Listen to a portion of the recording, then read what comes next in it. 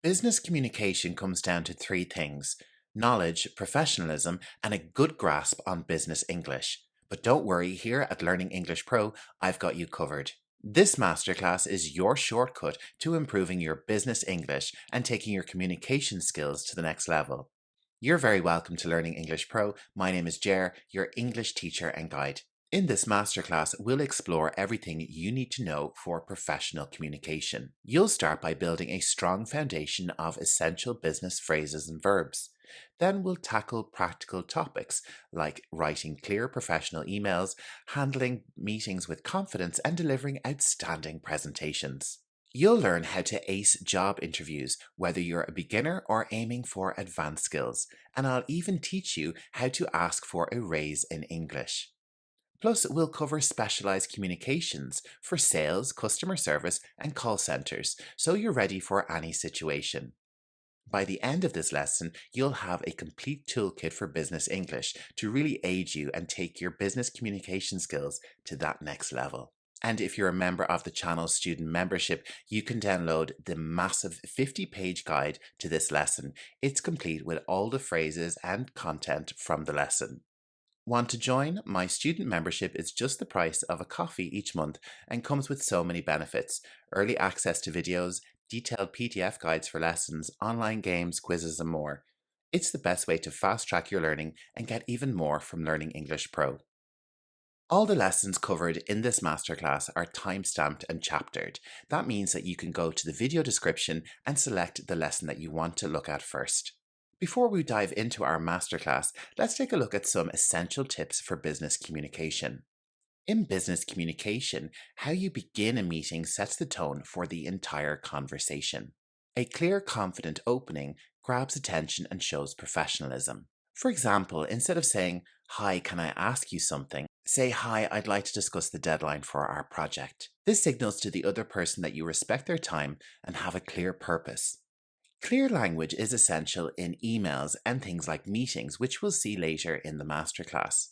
Avoid vague or hesitant language. Just get straight to the point.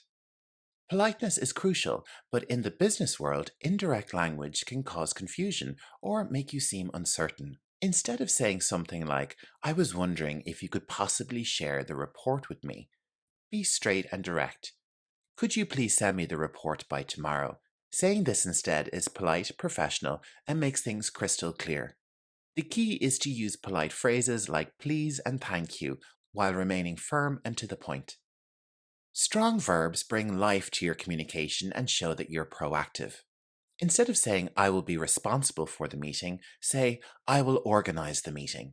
Action verbs like manage, organize, and implement make you sound more confident and capable. They also help clarify what you're doing, which is helpful in collaborative environments. This tip is a game changer for presentations, emails, and project updates. Communication is a two-way street. Listening actively not only shows respect, but ensures you understand the needs of others. In meetings or one-to-one conversations, use phrases like, "just to clarify," or "so what you're saying is," to confirm your understanding. This not only keeps everyone on the same page, but prevents miscommunication or misunderstandings. It's also a great way to build trust and engagement with your colleagues.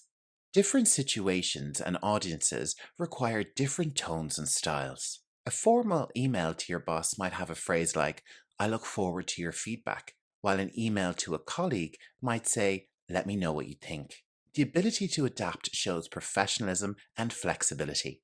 Think of it like tailoring a suit. Your business communication should fit each situation or occasion. Pay attention to the context and adjust your tone, level of detail, and choice of words accordingly. My 5 top tips are your key to effective business communication.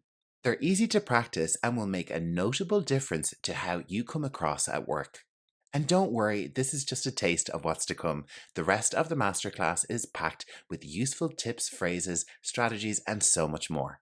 Let's jump to our first lesson, which is 50 business English verbs and phrases. This will really help you get started on your business English communication journey. Hello, you're very welcome to Learning English Pro with me, Jer. Today we're going to cover 50 essential business English verbs, and I'm going to teach you the definitions, and I'll give you a phrase for each word that we cover. There's a lot to learn. And if this is the first time you're visiting my channel, Learning English Pro, why not subscribe to get lots more additional learning content in your inbox? Okay, well, that's all the business out of the way. Let's get started on our list of business English verbs. There's 50 of them altogether, and we're going to go through them A to Z. So get ready, grab a pen and paper, and if you're a student member, download the PDF guide. You can use that to follow along. Let's get started. Achieve. Achieve. And this means to successfully reach a goal or a desired outcome.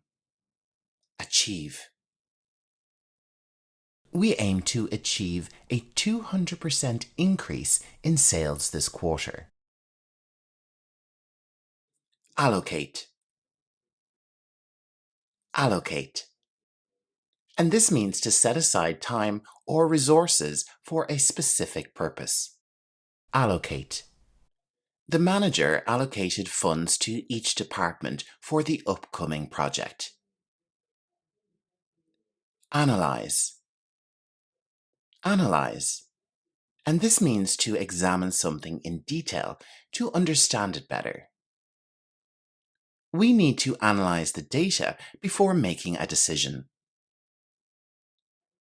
Approve. Approve. And this means to officially accept or allow something. The board approved the proposal for expansion. Arrange.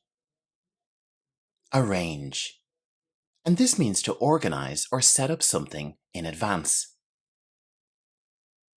She arranged a meeting with the new clients. Assess. Assess. And this means to evaluate the nature, the ability, or the quality of something. Assess. The company assesses employee performance annually. Assign. Assign. And this means to designate a task or a role to someone. He was assigned to lead the new marketing campaign. Authorize. Authorize. And this means to give official approval or permission for something. Authorize. Only the manager can authorize expense reimbursements. Let's move on to budget. Budget. And this means to plan the allocation of financial resources. Budget. We need to budget carefully to meet all our financial goals. Calculate. Calculate. And this means to determine something mathematically. Please calculate the total cost of the project. Collaborate. Collaborate. And this means to work jointly with others towards a common purpose.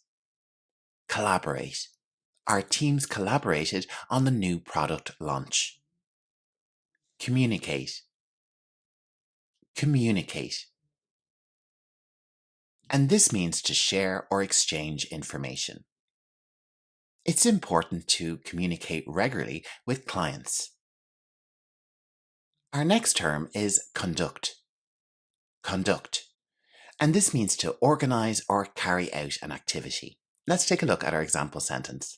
The survey was conducted to understand customer satisfaction. Coordinate. Coordinate. And this means to arrange people or tasks to work effectively together. Coordinate. He coordinated the schedules for all team members. Delegate. Delegate. And this means to assign tasks or responsibilities to others. Delegate. Effective leaders know how to delegate tasks appropriately. deliver, deliver. And this means to provide a promised service or product. Our goal is to deliver quality products on time. Develop, develop. This means to grow or improve something. She developed a new strategy to enhance productivity. Distribute, distribute. And this means to share something amongst a group. Distribute. The company distributes its products globally. Our next term is draft. Draft. And this means to prepare an initial version of a document or a plan. He drafted a report on the recent marketing efforts. Our next term is enhance, and this means to improve the value or quality of something. We aim to enhance our customer service experiences. Establish, establish. And this means to set up an organization, a system, or something like a relationship. And our example is, the company established its first branch in 2010. Our next term is estimate. Estimate. And this means to make an approximate valuation or a judgment. Estimate. Can you estimate the cost of this project? We also have evaluate. Evaluate. And this means to judge or determine the value of something or the significance of it. We need to evaluate the new supplier's credibility. Execute. Execute. And this means to carry out a plan or a task. The team executed the project with precision. Expand. Expand. And this means to grow or increase in size, range, or extent. Our goal is to expand into the European market next year. Forecast. Forecast. Forecast means to predict future events or trends. Forecast. The sales team forecasts a rise in sales in the next quarter. Implement. Implement. And this means to put a plan or a strategy into action. We implemented the new software in our computer system. Improve. Improve. And this means to make something better. We are constantly looking for ways to improve our efficiency. Increase. Increase. And this means to make something larger in size, amount, or number. The company aims to increase its market share by 10%. Influence. Influence. And this means to have an impact on the development of something or someone. Influence. Our manager influenced the decisions made on the project. Inspect. Inspect. And inspect means to examine something carefully for quality. The quality control team inspects all products before shipping. Invest. Invest. To invest means to put money, time, or resources into something with the expectation of a return or benefit. They decided to invest in new technology to compete in the market. Invoice. Invoice. And this is to send a bill to someone, like a customer, for goods or services. We invoiced our client when the service was completed. Launch. Launch. And this means to introduce a new service or product to the market. The company launched its new product last January. Lead. Lead. To lead means to guide or direct a team or project. Mrs. Smith leads the development team in Microsoft. Maintain. Maintain. To maintain means to keep something in good condition, to keep its value. The company strives to maintain high customer service standards. Manage. Manage. To manage is to be in charge of or control things like resources or people or projects. He manages a team of 10 people. Market. Market. To promote and sell goods and services. They need to market their products better to improve their sales. Monitor. Monitor. To keep an eye on something, to track its quality or its progress. Monitor. The manager monitors employee performance regularly. Negotiate. Negotiate. And this is to discuss terms to reach a mutual agreement. They negotiated a fair contract with the supplier. Notify. Notify. And notify means to formally inform someone of something. The team was notified about the change in schedule. Optimize. Optimize. And this means to make something as effective and functional as possible. We are looking to optimize our website for our mobile users. Outsource. Outsource. And this means to obtain goods or services from an external source. The company decided to outsource its IT support to cut costs. Plan. Plan. To outline steps or strategies to achieve a goal.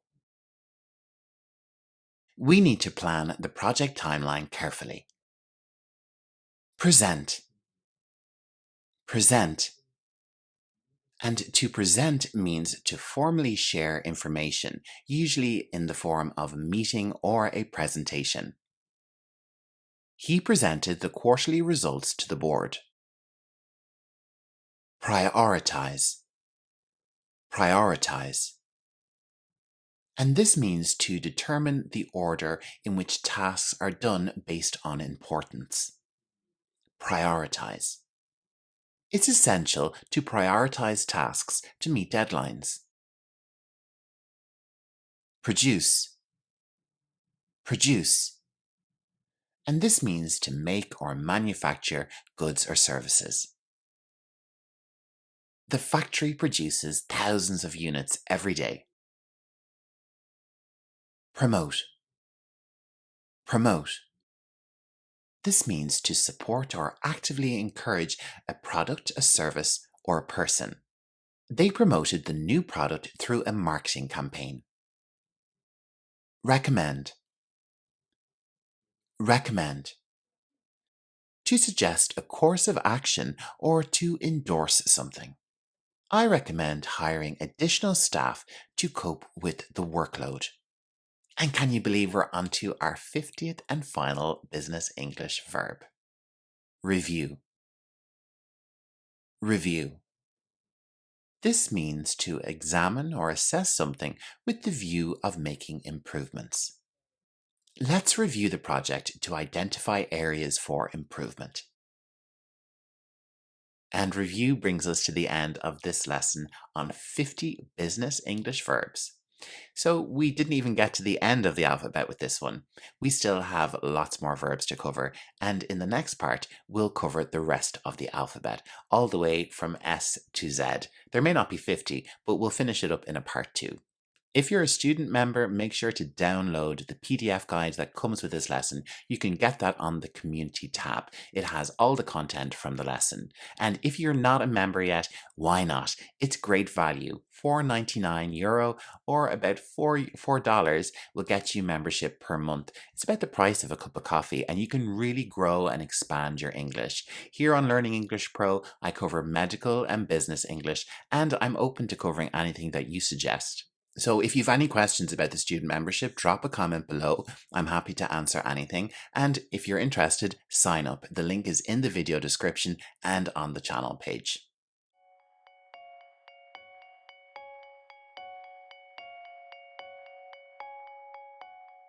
Welcome to today's lesson on transforming everyday English into business English.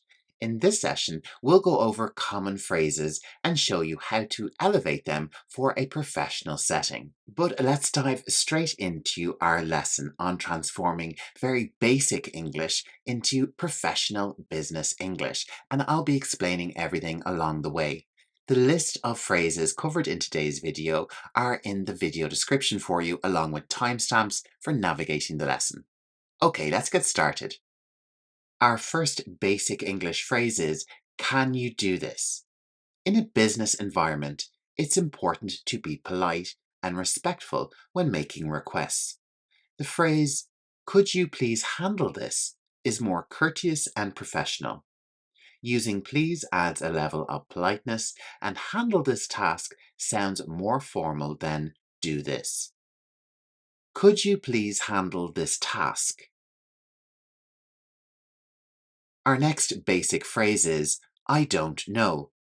Saying I don't know can come across as dismissive or unhelpful. In business, it's crucial to show initiative and willingness to provide answers. By saying, I'm not certain at the moment, but I'll find out. You're acknowledging your current lack of knowledge, but also demonstrating a proactive attitude to seek out the information. I'm not certain at the moment, but I'll find out. Our third example of basic English is, I'll do it later.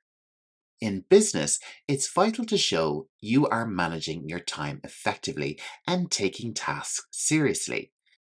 The phrase, I'll prioritize this and complete it as soon as possible, indicates that you understand the importance of the task and are committed to addressing it promptly, which conveys a strong work ethic. I'll prioritize this and complete it as soon as possible. Our next phrase is, that's not my job. Responding with this can seem quite uncooperative. In a professional setting, it's better to show a collaborative spirit, saying, I'll see if I can assist or find the appropriate person to help. Demonstrates a willingness to support your team and find a solution, even if the task isn't directly within your responsibilities. I'll see if I can assist or find the appropriate person to help. The phrase, I can't help you, might leave the person feeling abandoned. In business, providing a solution or an alternative is key.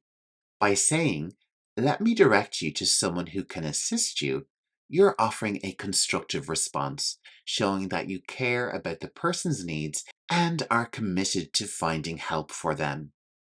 Let me direct you to someone who can assist you. Saying I'm busy right now might seem abrupt. Instead, you could try, I'm currently engaged in another task. Can we schedule a time to discuss this?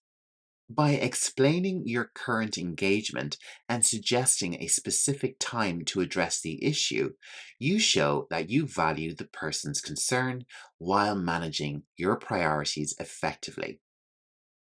I'm currently engaged in another task. Can we schedule a time to discuss this? The phrase, it's not good enough, can sound harsh and demotivating. Saying, this needs improvement to meet our standards is more constructive and sets a clear expectation, encouraging better performance without being overly critical. This needs improvement to meet our standards. Saying I need a raise is very direct and seems a bit blunt. By saying, I'd like to discuss my compensation based on my performance and contributions, we are better framing a discussion about your performance, and it shows you are open to dialogue and are basing your request on merit, which is more likely to be well received. I'd like to discuss my compensation based on my performance and contributions. Saying this is a bad idea can be discouraging. Instead, we could say, I'm concerned about the potential risks. Can we evaluate the alternatives? By saying this, you are showing that you can consider different perspectives and are willing to find the best solution together as a team. I'm concerned about the potential risks. Can we evaluate the alternatives? Saying I don't like it is subjective and unhelpful. Instead, we could say, I have some reservations. Can we explore other options? By using this phrase, you are providing a constructive critique and opening the door for discussion and improvement. I have some reservations. Can we explore other options? Why did you do that can come across as accusatory. Instead, we could say, can you explain your reasoning behind this action? By saying this, you show that you are seeking to understand the thought process behind a decision, which is much more respectful and productive. Can you explain your reasoning behind this action? Simply stating that's wrong is not helpful. Our business English transformation is, there seems to be an error. Let's review it together. In this way, you are pointing out that there seems to be an error and suggesting a joint review encourages collaboration and problem solving. There seems to be an error. Let's review it together. Saying I'll try can sound uncertain. I will do my best to accomplish this shows commitment and confidence in your ability to complete the task. I will do my best to accomplish this. It's not my fault sounds like you're blaming others and it can create conflict. By saying, let's identify what went wrong and how we can resolve it, you are showing that you foster a more cooperative and solution-orientated environment. Let's identify what went wrong and how we can resolve it. Our 15th example is I need more time. Instead, we could say, I require additional time to complete this thoroughly. Requesting more time in a straightforward manner can be perceived as a lack of planning. By explaining that additional time is needed to ensure thorough completion, you emphasize your commitment to quality work. I require additional time to complete this thoroughly. Saying I don't understand can feel abrupt. It's much better to say, could you clarify that for me? Asking for clarification is more polite and shows that you are actively seeking to comprehend the information. Could you clarify that for me? Next up, our basic English phrase is, I'll be late. In business English, we could say, I may not arrive on time. I'll keep you updated. Informing someone that you'll be late is important, but adding that you'll keep them updated shows that you are considerate of their time and responsibilities. I may not arrive on time. I'll keep you updated. Let's move on to I'm leaving early. Instead, we should say, I need to leave early today. I'll ensure all my tasks are covered. When leaving early, it's courteous to assure that your responsibilities are managed. This statement shows that you are responsible and considerate of your work commitments. I need to leave early today. I'll ensure all my tasks are covered. Saying we can't do that shows an outright refusal and it can shut down dialogue. Instead, we could say, that may not be feasible. Can we consider an alternative approach? By suggesting that something may not be feasible and proposing alternatives, you keep the conversation open and constructive. That may not be feasible. Can we consider an alternative approach? Our basic sentence is, you didn't tell me. We will say instead in business English, I wasn't informed about this. Can we discuss it now? By using the basic English version, you are kind of accusing someone of not informing you, and it can create tension. By using the business English version, you can show that you are aiming to resolve the issue without assigning blame. I wasn't informed about this. Can we discuss it now? Saying that's impossible can be discouraging. Instead, you should say, that seems highly challenging. Let's consider how we might approach it differently. This phrase shows you have a willingness to find solutions. That seems highly challenging. Let's consider how we might approach it differently. Telling someone to hurry up can be perceived as rude. Instead, we could say, could you expedite this process? This is much more polite and maintains professionalism. Could you expedite this process? Stop bothering me is dismissive and rude. Instead, we could say, could you please address this later?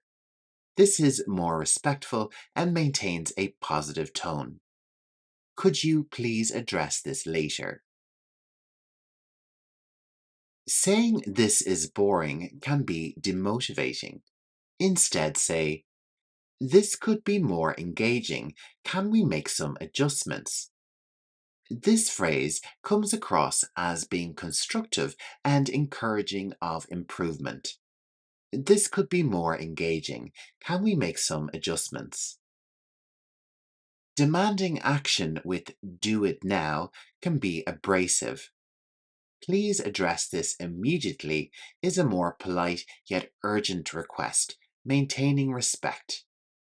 Please address this immediately. It's okay to say that you made a mistake, but in a business sense, it's better to say, I need to correct an error. Let's address it together. This shows teamwork and a commitment to resolving issues collaboratively. I need to correct an error. Let's address it together. Saying it's too expensive can sound blunt. Instead, we should say, this exceeds our budget. Can we explore more cost-effective options? This phrase shows financial prudence and problem solving. This exceeds our budget. Can we explore more cost-effective options? Saying I need help might seem abrupt. Instead, we should say, could you assist me with this task? This is more polite and specific, which is appreciated in a business environment.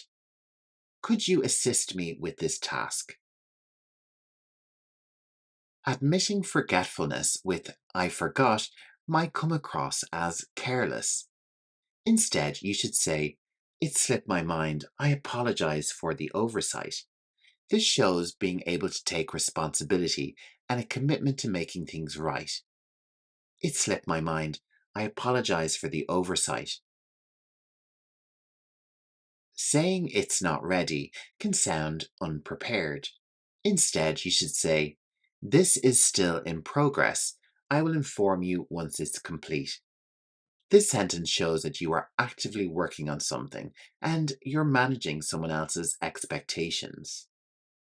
This is still in progress. I will inform you once it's complete. Next up, let's change the basic English phrase, I can't make it, to I won't be able to attend. Can we reschedule? Informing someone that you can't attend is necessary, but offering to reschedule shows that you value the commitment and are looking for a way to make it work. I won't be able to attend. Can we reschedule? While "that's great" is positive, "this is excellent work" is more specific and gives clearer recognition of effort and achievement. This is excellent work. Saying "I'm sorry" is often enough, but in a business context, saying "I apologize for any inconvenience caused" shows a more formal acknowledgement of the impact. I apologize for any inconvenience caused. Saying "no problem" is informal. Instead, we should say, "It's not an issue."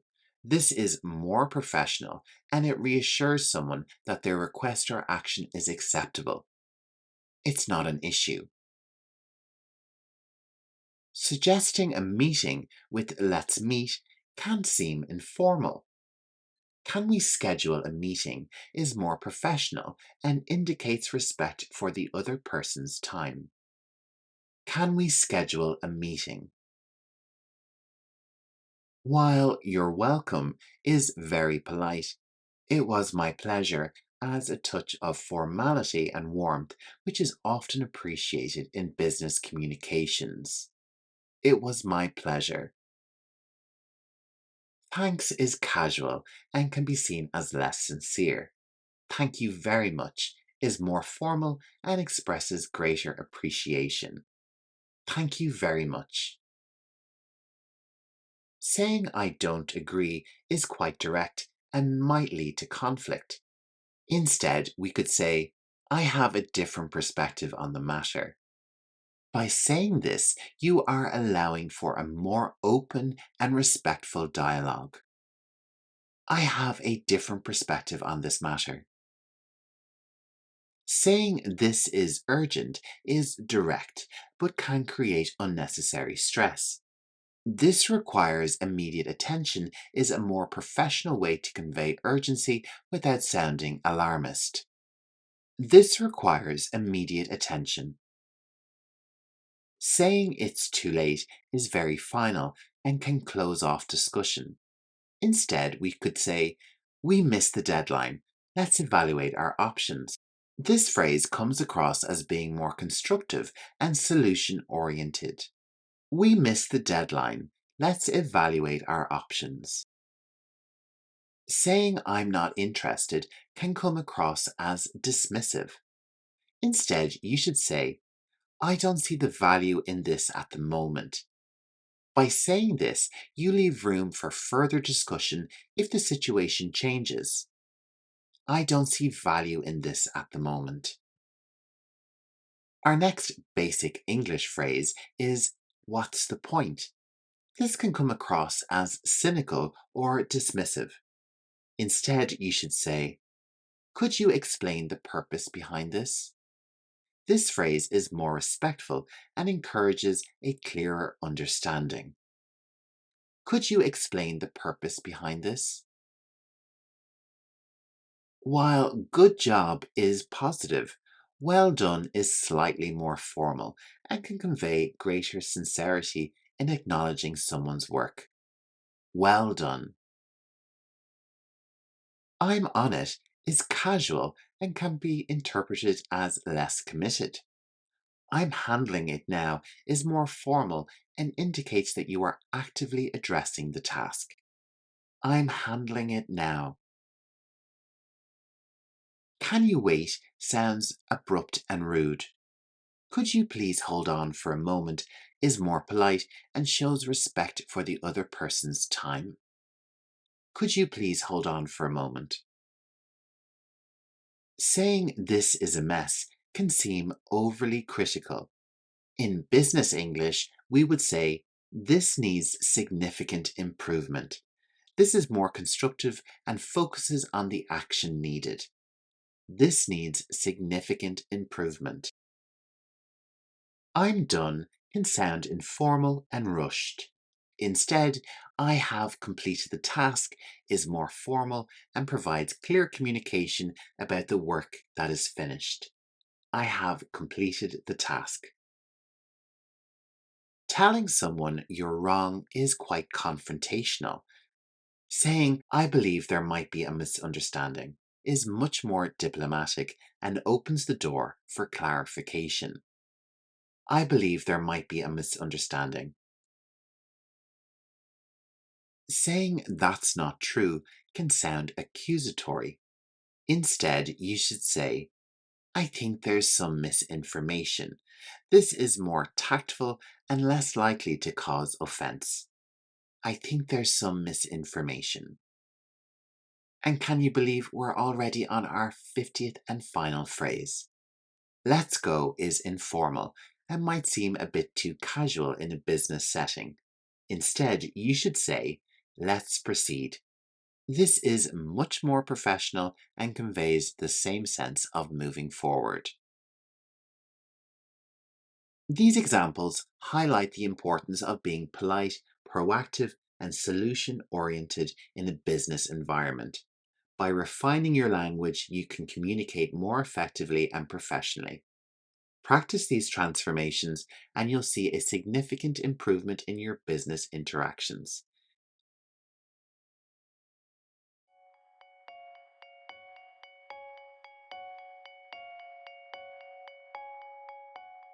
You're very welcome to today's lesson on mastering business email writing. In this video, I'll guide you through key phrases and templates that you can use to write professional and effective business emails. So whether you're sending a formal email, following up, or responding to a complaint, I'll show you exactly what to say to make a great impression.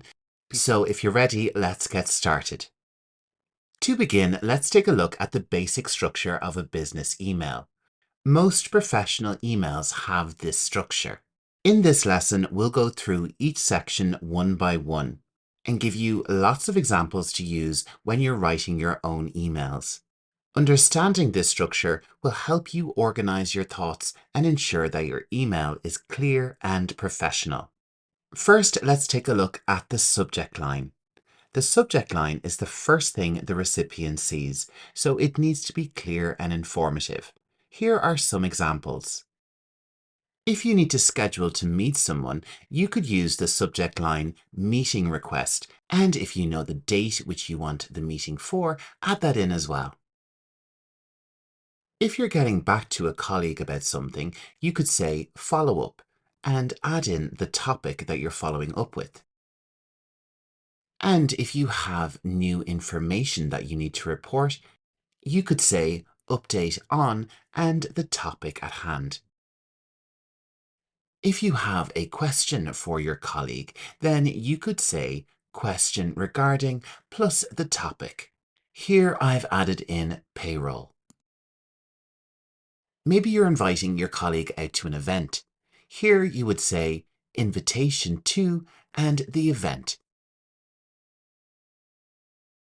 Use specific language in your subject line to give the recipient a clear idea of what the email is about, and avoid vague phrases like important or hello. Let's move on to our next section, the greeting. And we're going to place the greeting in the start of the text box in the top left-hand corner. Your greeting sets the tone of the email. Here are some common greetings for different levels of formality. For a formal email, we would say, Dear Mrs. Smith, using the person's surname. For a semi-formal email, we could use the person's first name and say, Hello, Jane. If you know this work colleague very well, then you might be writing an informal email. We could then say, Hi, Jane. And whatever you've written here, make sure to follow it up with a comma.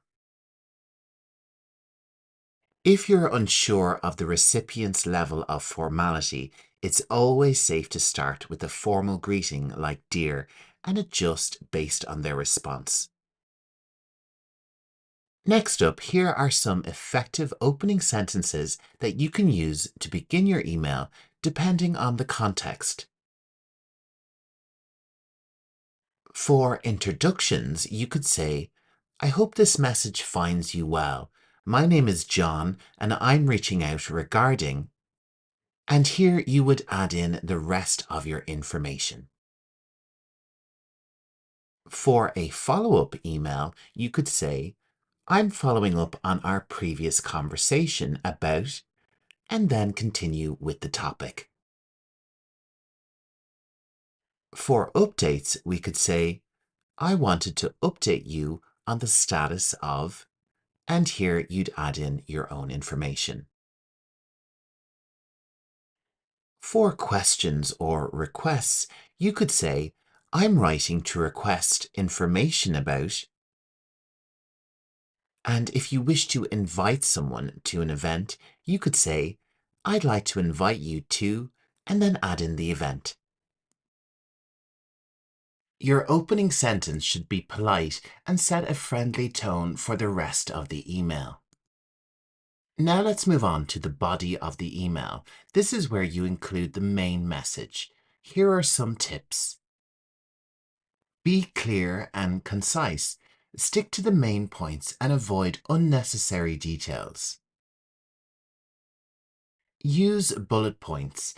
If you have several points, bullet them for easier reading. Use action-oriented language. Make it clear what you want the recipient to do. Let me provide you with an example using the context of a sales report. Please find attached the latest figures for your review. Let me know if you have any questions or if you would like to schedule a meeting to discuss this further. Breaking up information with bullet points or short paragraphs makes your email easier to read and understand. Let's move on to the closing sentence, which wraps up your email and sets the tone for your next steps. Here are some examples. For follow-ups, you could say, I look forward to your response.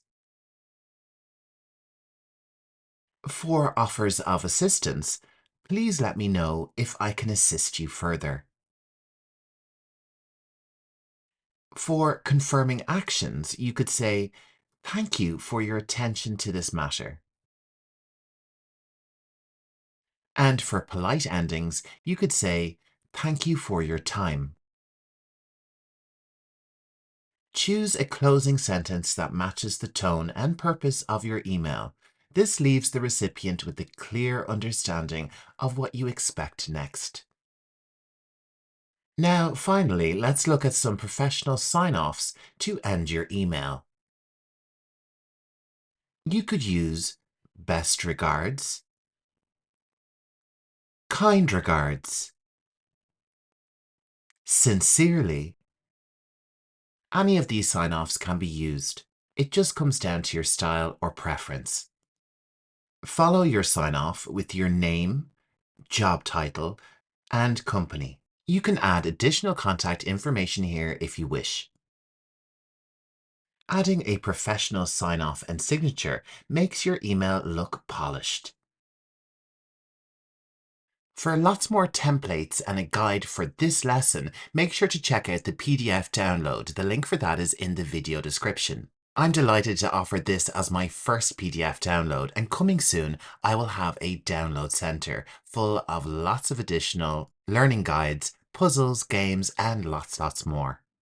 And that's it for today's lesson on business email writing. I hope these phrases and templates help you communicate more effectively in your professional emails.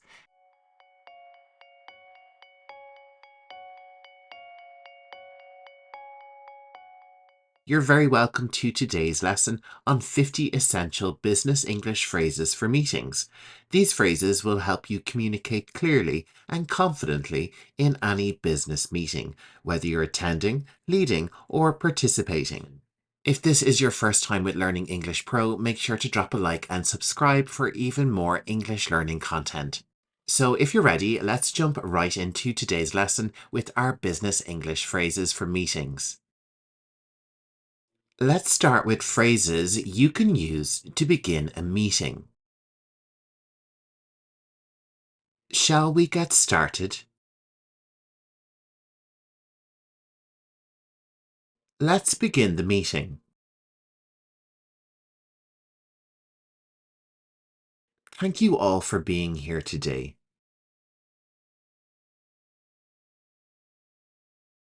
The purpose of today's meeting is to discuss. You'll notice that this phrase ends with three dots. This means that you can add in your own information to the sentence. So whenever you see dot dot dot, it's your chance to make the sentence fit your own situation. Let's go over the agenda for today. These opening phrases are great for setting the tone and keeping the meeting on track right from the beginning. Next, let's look at phrases for introducing people in a meeting. I'd like to introduce Joan, who will be joining us today. Please welcome John, our new team member. This is John, who is the manager at Facebook. We have Joan from Finance joining us today.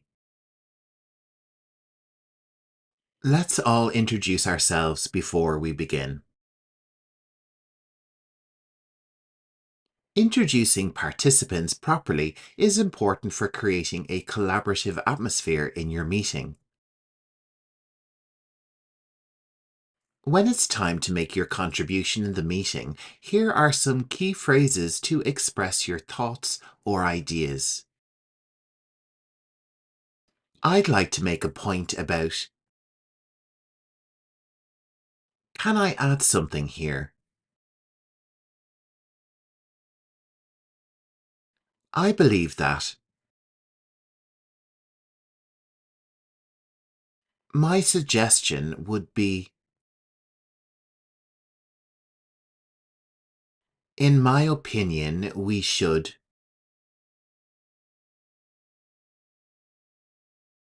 These are simple yet powerful ways to express your ideas and contribute confidently during discussions. If you're unsure about something, it's important to ask for clarification. Here's how to do that professionally. Could you clarify what you mean by? I'm not sure I understand. Could you explain that again? What exactly do you mean by? Can you give an example?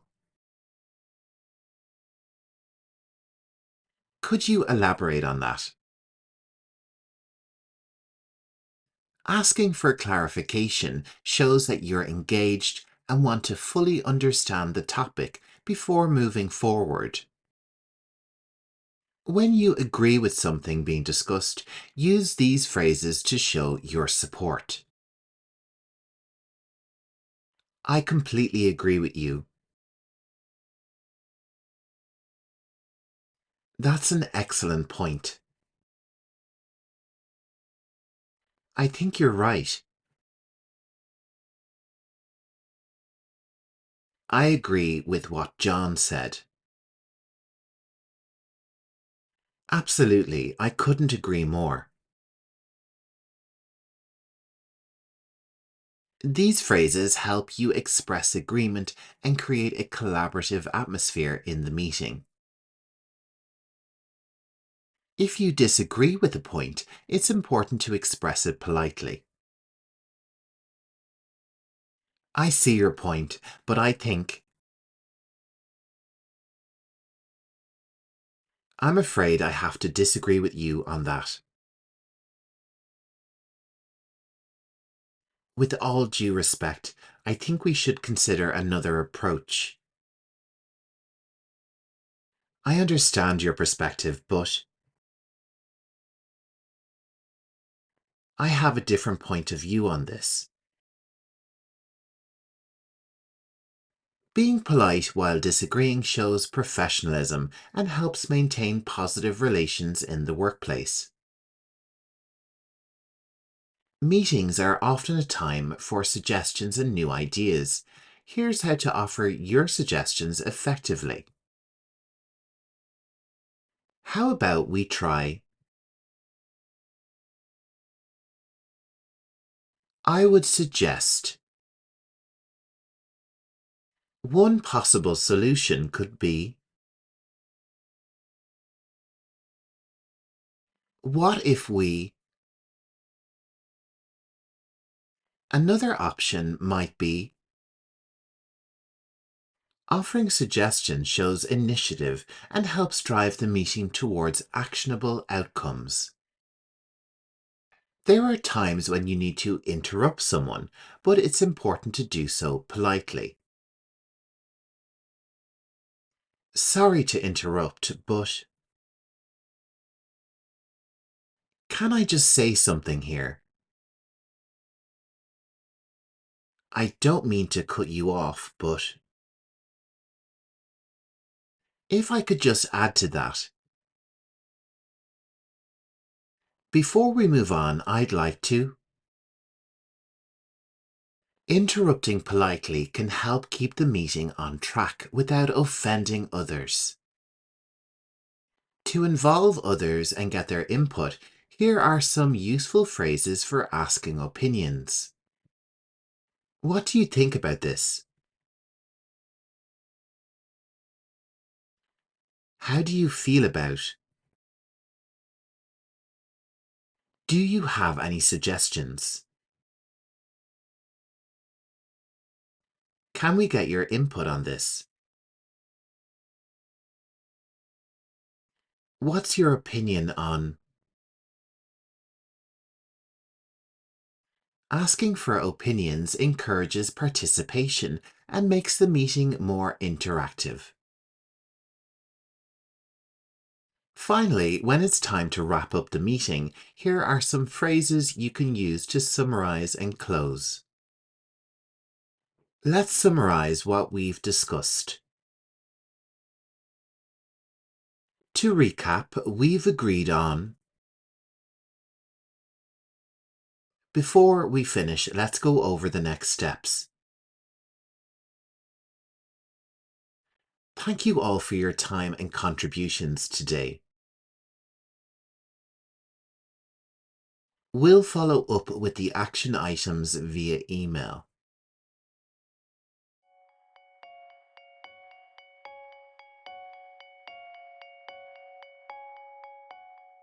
Today's lesson is all about delivering effective presentations. Whether you're presenting at a meeting, speaking at a conference, or even just speaking to team members, it's important to know how to structure and communicate your message well.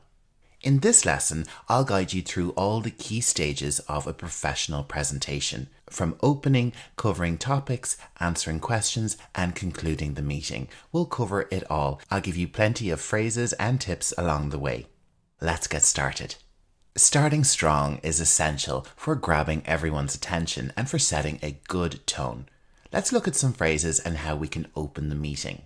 And first up, we're going to look at greeting the audience. Good morning, everyone. Thank you for being here today. Hello and welcome. I'm excited to share some insights with you. Next, let's look at two phrases on how we can introduce the topic at hand. Today, I'll be discussing our latest project and the impact it will have.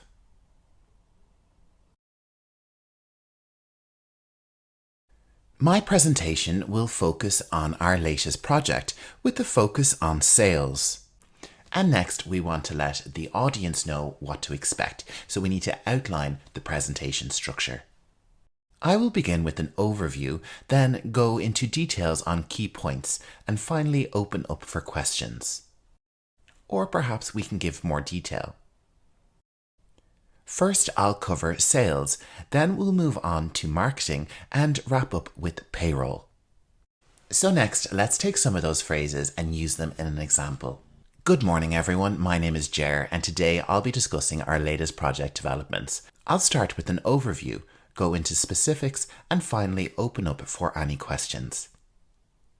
A good tip is to make eye contact with your audience. This creates a welcoming atmosphere and creates a good connection from the beginning. Let's move on to our next topic, which is presenting the main points. The main points are at the core of your presentation. Clarity is really key here. First up, let's look at some phrases to introduce your key points. To start, let's look at the first key point, and then you can go on with your information. To move to the next point, you would simply say, moving on, I'd like to highlight, and then insert your information here. The next phrases are ones you can use to transition between points. Now that we've covered sales, let's move on to payroll. With that in mind, let's shift our focus to research. And here are two great phrases if you need to emphasize important details. It's essential to note that sales increased by 25% in the first quarter. I would like to draw your attention to the 5% decrease in payroll expenses. Let's take a look at an example sentence. To start, let's look at the first key point, improving productivity. With that in mind, let's shift our focus to how we can implement these changes effectively. Use visuals like slides and charts to keep your audience engaged and to convey your information in an easy-to-digest way. Next up, let's look at how we might engage the audience.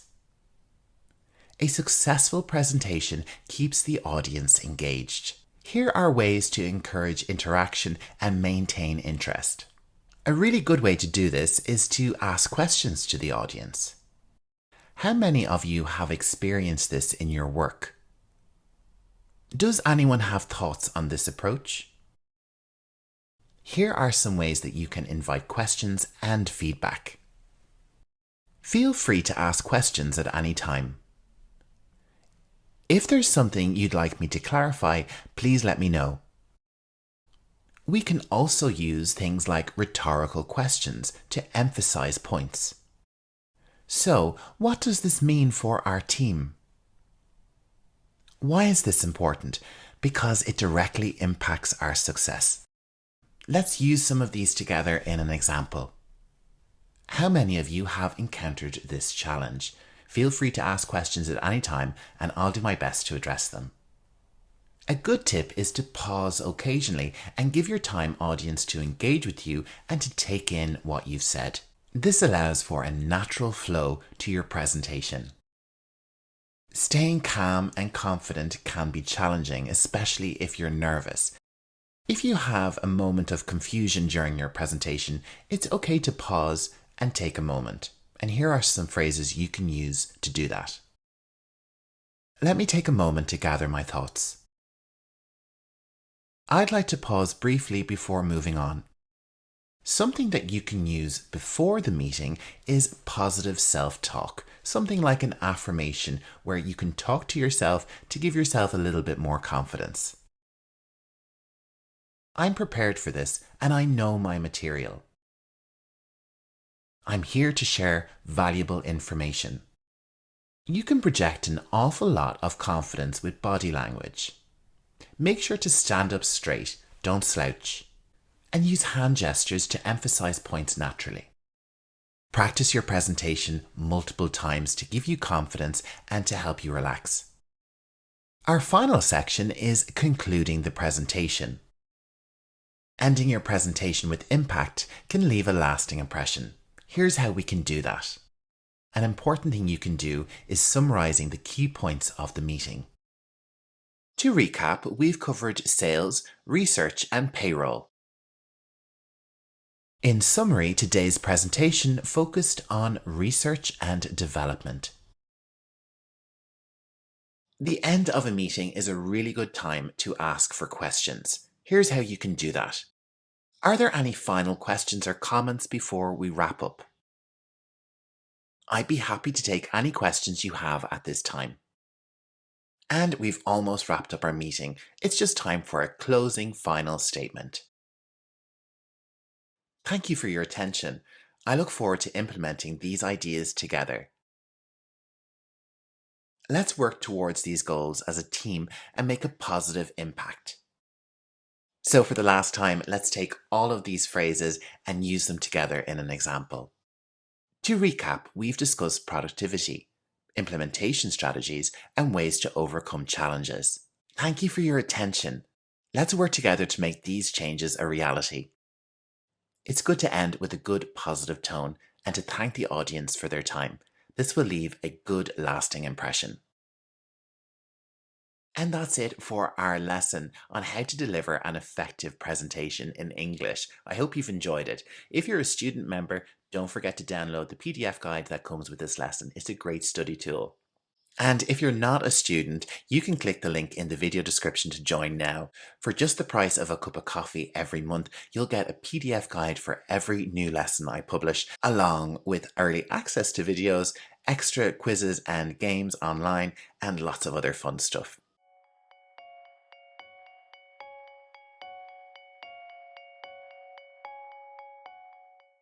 In today's lesson, we're heading back to business English with conversation, and the topic is interview skills.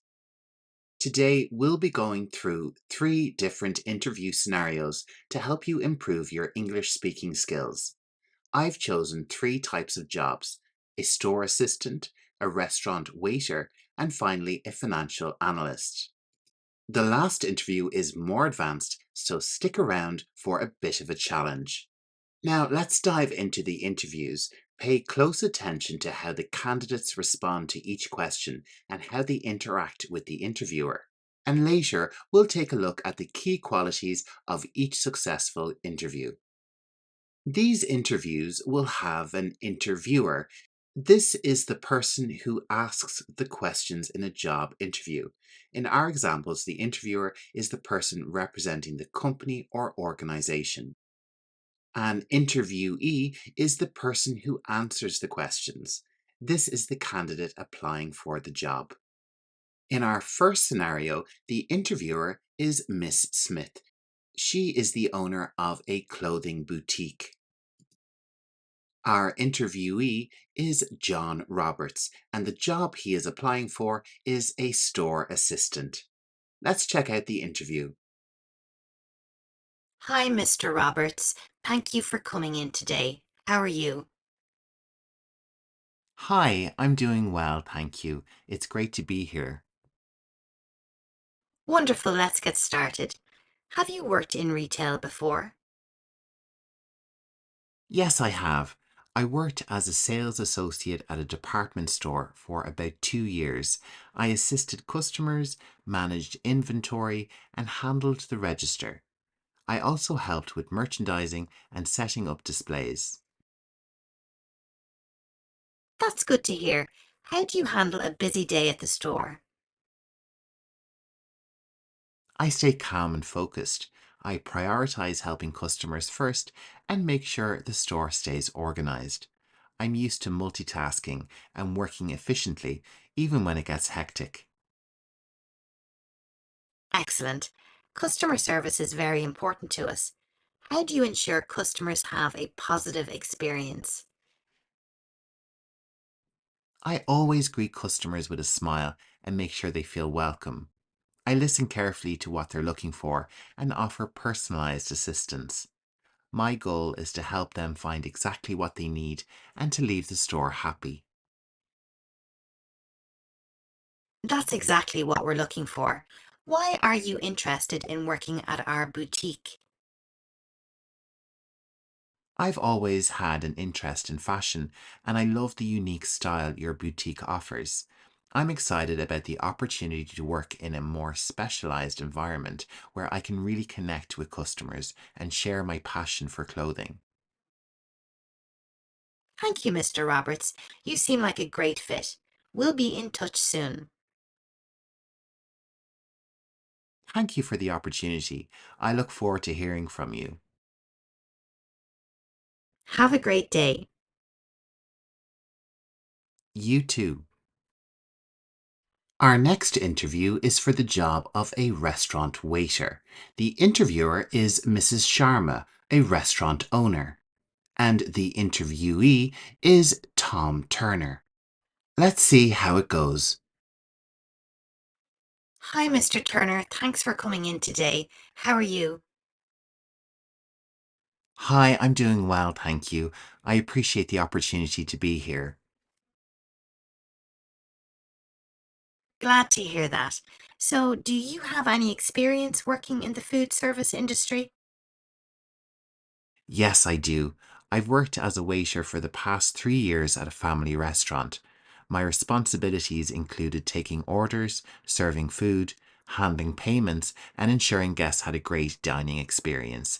I also assisted with setting up and closing the restaurant. That sounds great. How do you handle working during peak hours when the restaurant is very busy? I thrive in a fast paced environment. I stay organized by prioritizing tasks and maintaining a positive attitude. I make sure to communicate clearly with the kitchen and my colleagues so everything runs smoothly and customers are satisfied.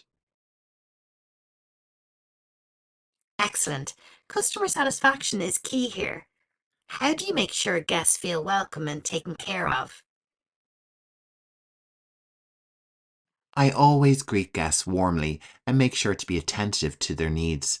I listen carefully to any special requests and ensure their orders are accurate. My goal is to create a comfortable and enjoyable dining experience for everyone. That's exactly what we're looking for here. Why do you want to work at our restaurant? I've heard great things about your restaurant's reputation for quality and service.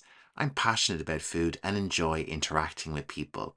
So I'm excited about the chance to work in such a well regarded establishment where I can contribute to a team that values customer service.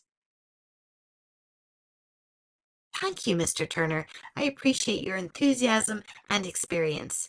We'll be in touch soon. Thank you for considering me. I'm looking forward to hearing from you. Have a wonderful day.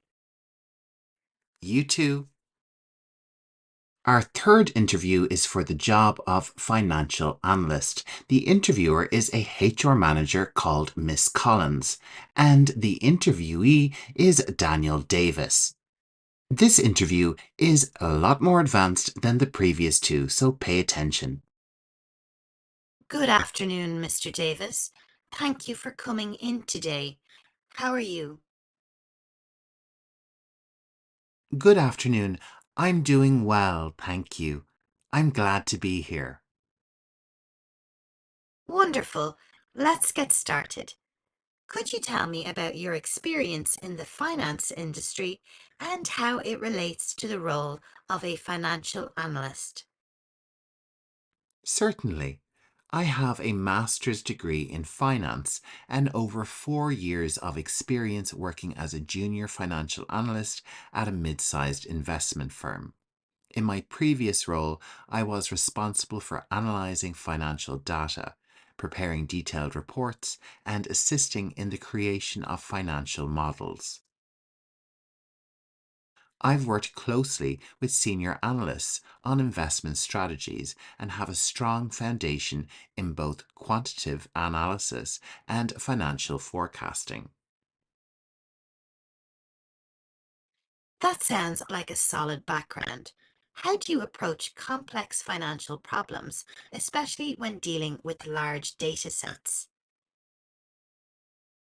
I'm a strong believer in methodical problem solving. I start by breaking down the problem into smaller, manageable parts. I utilize advanced Excel functions and am proficient with software like SQL and Python for data analysis. By organizing the data and using statistical methods, I can identify trends and patterns that inform my recommendations. I also make sure to double check my work to ensure accuracy before presenting my findings. That's exactly the kind of attention to detail we value. Can you describe a time when your analysis directly impacted a business decision? Certainly. In my last position, I conducted a thorough analysis of a potential investment in a new market. My data indicated that the initial projections were overly optimistic, and I presented an alternative analysis that showed a more moderate growth scenario. Based on my findings, the management decided to proceed with a scaled down investment, which ultimately resulted in a more sustainable growth trajectory for the firm. That's impressive and shows strong analytical thinking. What drew you to apply for this position at our company? I've always admired your company's reputation for innovation in the finance industry and your commitment to ethical investment practices. I'm excited about the opportunity to contribute to a company that values both cutting edge financial strategies and corporate responsibility. I believe my skills and experience will allow me to make a meaningful contribution to your team. Thank you, Mr. Davis. I'm very impressed with your qualifications and approach. We'll be in touch with you shortly. Thank you for the opportunity, Ms. Collins. I look forward to hearing from you. Have a great day. You too. The three interviews that you've just listened to all display candidates that did really well. But what did they do correctly? They were able to talk about their relevant experience. Each candidate clearly communicated their previous work experience related to the job they were applying for. Each candidate also had clear communication. They answered questions concisely and directly, ensuring their responses were easy to understand. A positive attitude is really helpful in an interview. The candidates maintained a positive and enthusiastic tone throughout the interview, showing eagerness for the role. Each candidate also displayed problem solving skills. They demonstrated their ability to handle challenges specific to the job, such as multitasking or working under pressure. And finally, each candidate showed an alignment with the company values. They expressed a genuine interest in the company and showed how their values aligned with the organization's mission. So there you have it. That's our first lesson on Learning English Pro on business conversation in interviews.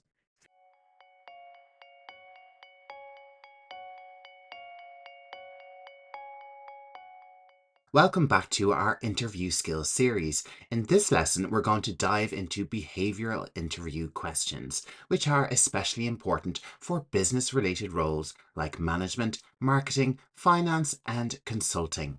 In this lesson, we'll take a look at behavioral interview questions, which are designed to help employers understand how you've handled specific situations in the past and predict how you'll perform in the future. In this video, I'll explain what these questions are, why they're important, and show you how to answer them effectively using the STAR method. We'll also look at some common examples and sample answers to help you prepare. Let's get started. Behavioral interview questions are questions that ask you to describe how you've responded to specific situations in the past. These questions often start with phrases like, "Tell me about a time when," "Give me an example of," "Describe a situation where." Employers use these questions to assess your problem-solving skills, teamwork, leadership, and adaptability. These qualities are crucial for success in any business role. Why are behavioral questions important? They're important because they provide insight into your past behavior, which is often the best predictor of your future behavior in similar situations. For business roles where decision-making and leadership are key, these questions help employers see if you can handle the challenges that come with the job. So let's take a look at the STAR method. To answer behavioral questions effectively, we use the STAR method. STAR stands for situation. Set the scene by describing the context or challenge you faced. Task. Explain what your responsibility or objective was in that situation. Action. Detail the specific actions you took to address the situation. Result. Share the outcome of your actions, focusing on the positive results or lessons learned. Using the STAR method ensures your answers are structured, concise, and focused on what the interviewer wants to know. So let's take a look at some common behavioral questions and some sample answers. These are situations you might encounter in a business role, and with the solutions of how to answer them using the STAR method. Our first example is about leadership. Tell me about a time when you had to lead a team under a tight deadline. Using the STAR method, the interviewee could answer in the following way. In my previous role as a project manager, we were tasked with delivering a key marketing campaign with a very short turnaround time.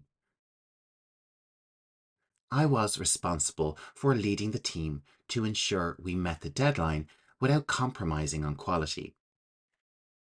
I organised daily check-ins to monitor progress, delegated tasks according to each team member's strengths, and stepped in to assist with high-priority tasks whenever needed. We successfully launched the campaign on time, which resulted in a 20% increase in engagement from our target audience. Our next example will take a look at how we might answer a question on problem solving using the STAR method. Give me an example of a time when you faced a significant challenge at work and how you handled it. During a critical financial audit, we discovered discrepancies in our reporting. My job was to identify the cause of the discrepancies and correct them before the audit deadline. I reviewed all financial statements, consulted with team members to track down errors, and implemented a new verification process to prevent future issues. We resolved the discrepancies in time for the audit, which was completed successfully without any further issues. Our final example takes a look at how we may answer a question on teamwork. Describe a situation where you had to collaborate with a difficult colleague. How did you handle it? In a previous role, I worked with a colleague who was resistant to feedback during a collaborative project. I needed to find a way to work effectively with them to ensure the project's success. I approached them privately to discuss their concerns and suggested we find a compromise that aligned with both of our goals. We agreed on a strategy that allowed us to work more cohesively. The project was completed successfully, and we developed a more positive working relationship moving forward. So there is some really good examples, but how can we prepare for behavioral questions? Reflect on your experience. Think about past situations where you've demonstrated key skills like leadership, problem solving, or teamwork. Practice the STAR method. Structure your answers using the STAR method to keep them clear and focused. Be honest and specific. Use real examples from your experience and focus on your personal contributions. Stay positive. Even if the situation was challenging, highlight what you learned or how you grew from the experience. Before we wrap up, let's quickly define a couple of terms. Behavioral interview questions. These are questions that ask about past experiences to predict how you might handle similar situations in the future. The technique for business interviews that we discussed today is the STAR method. This is a technique for answering behavioral interview questions by describing the situation, task, action, and result. Practice the phrases that you've learned in today's lesson and implement the tips that I've suggested. By doing this, you can confidently demonstrate your skills and experience in your next interview. Don't forget to like, comment, and subscribe for more tips and lessons on interview skills and advanced business English. And if you've any questions or topics you'd like me to cover, let me know in the comments below. I love hearing from you.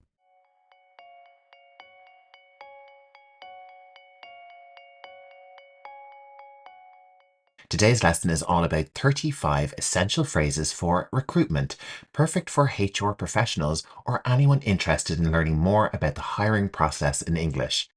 Let's jump into our lesson for 35 phrases for recruitment.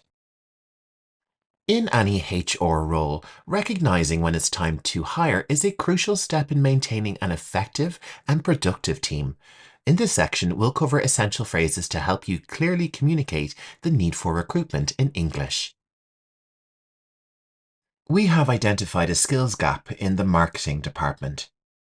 This phrase is used to highlight where there is a need for additional expertise within the team. When you see red text in a phrase, this is where you will fill in your information. Let's move on to our next phrase. There is an increased workload that necessitates expanding the team. This phrase indicates that a higher volume of work requires more staff to maintain productivity. We need to recruit due to an upcoming project. This phrase points out that a new project requires new or additional employees. The current team lacks expertise in marketing.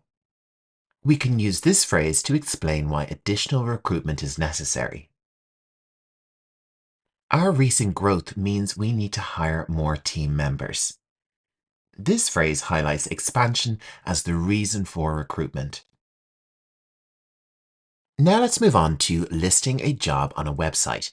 Creating an effective job listing is essential to attract the right candidates.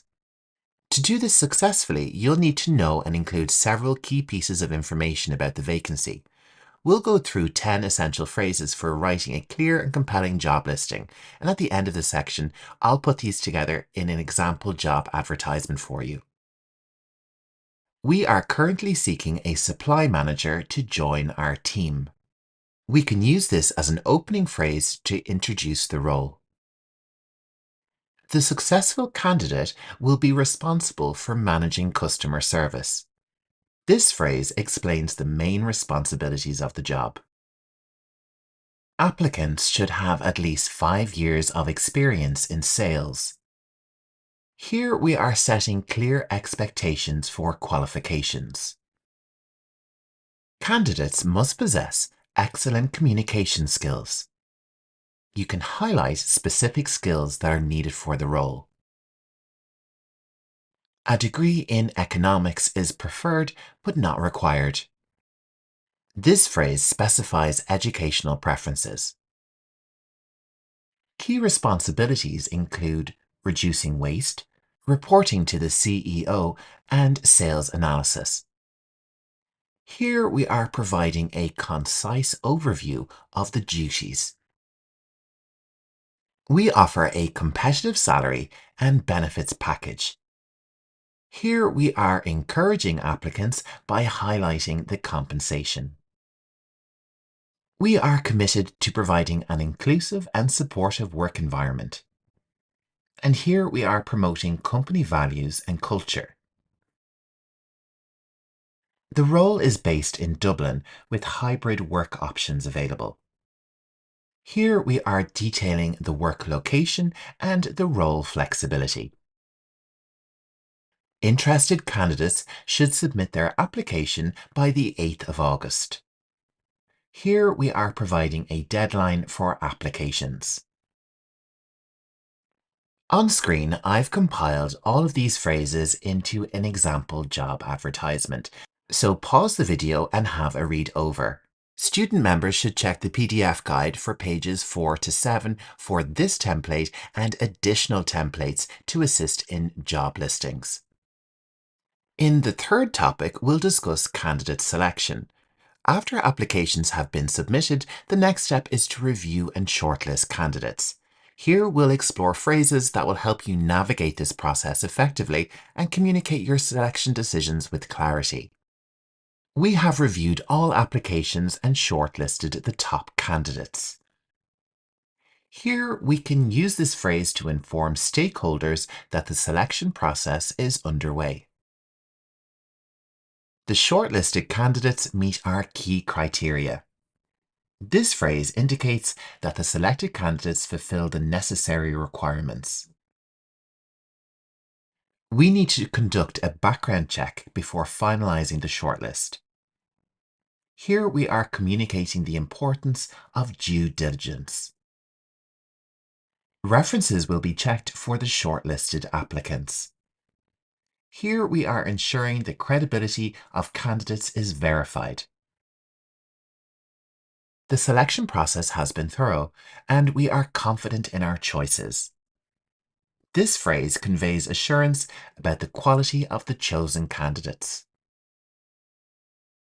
Once you've shortlisted the top candidates, it's time to arrange interviews. Scheduling interviews and offering them to candidates requires clear and professional communication. Let's cover some useful phrases for inviting candidates, providing interview details, and confirming availability. We would like to invite you to an interview on the 5th of February.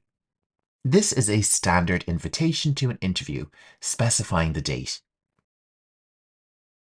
The interview will be conducted in our Dublin office. The interview will be conducted via a Zoom call. With both of these sentences, we are providing details on how the interview will take place. Please confirm your availability at your earliest convenience. This phrase requests the candidate's response for scheduling purposes. We will send you an email with the interview details and preparation guidelines. This phrase informs the candidate of next steps and expectations. We look forward to speaking with you. Here we have a friendly phrase to close an interview invitation. For more detailed phrases on actual interviews, skip ahead to the next 2 lessons in this video. Their timestamps are in the video description. Following up after interviews is essential for maintaining transparency and a positive relationship with candidates. This topic will provide you with phrases to express appreciation, communicate timelines, and keep candidates informed. Thank you for attending the interview.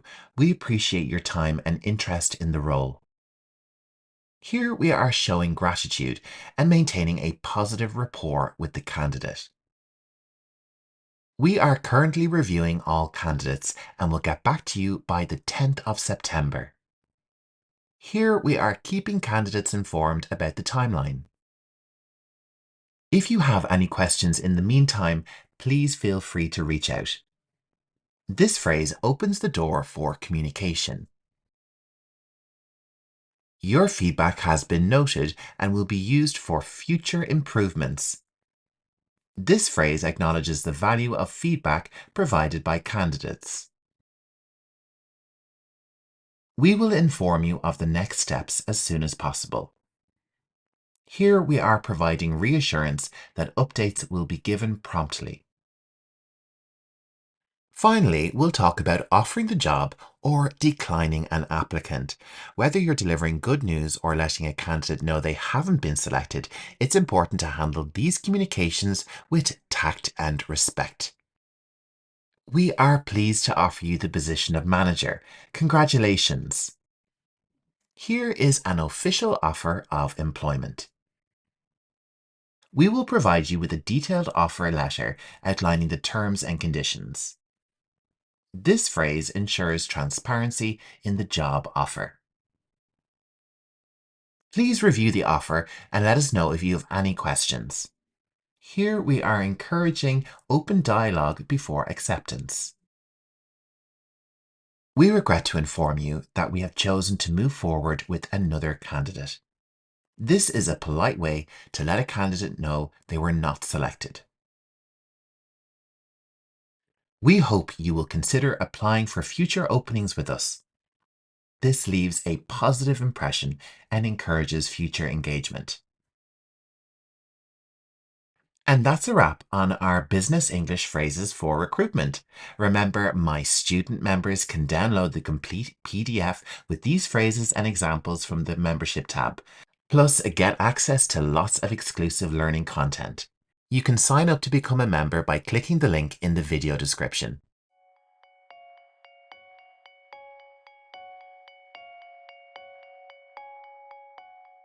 In today's lesson, we're going to tackle a crucial topic in business English: how to ask for a raise.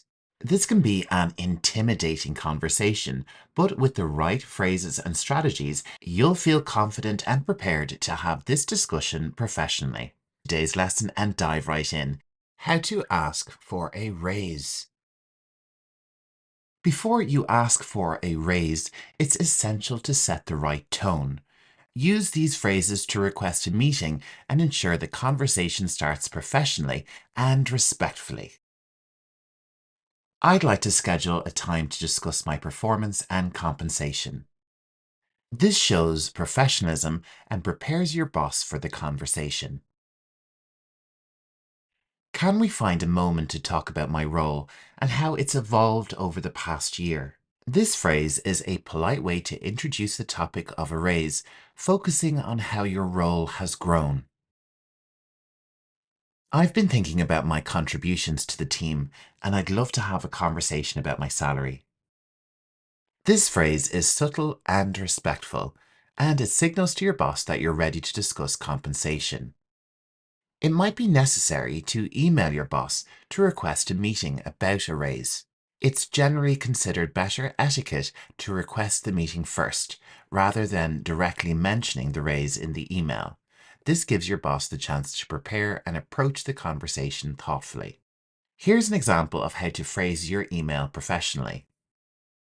For the subject, I would put, "Request for a performance review meeting." When beginning the email, use your boss's name, however you address them on a day-to-day basis. Start with a friendly opening. "I hope you're doing well." Get straight to the point. "I'd like to schedule a time to discuss my role and the contributions I've made over the past year." Let's add some information as to why you think this is important. "I believe a review of my performance would be beneficial, and I'd appreciate the opportunity to talk about how my role has evolved." And that's really all we need to say. Finish up with a nice phrase. Please let me know a time that works for you. Here you're putting the emphasis on your boss to reply to your email. To end the email, you can say, "Best regards," and your name. The key here is to frame the email as a performance review discussion, which naturally leads to compensation. This is respectful and professional and allows your boss to prepare for a productive conversation. Now that you've set the stage, it's time to present your case. It's crucial to be specific and focus on the value you bring to the company. Here's how you can express your achievements and justify why you deserve a raise. Over the past year, I've taken on additional responsibilities, such as payroll, and I believe this justifies a review of my salary. Here we are highlighting specific contributions and new tasks that support your request. Since my last review, I've successfully completed the marketing research and contributed to the quarterly sales report, which I believe has positively impacted the company. With this statement, you are focusing on measurable results, which shows you've made a concrete impact to the company.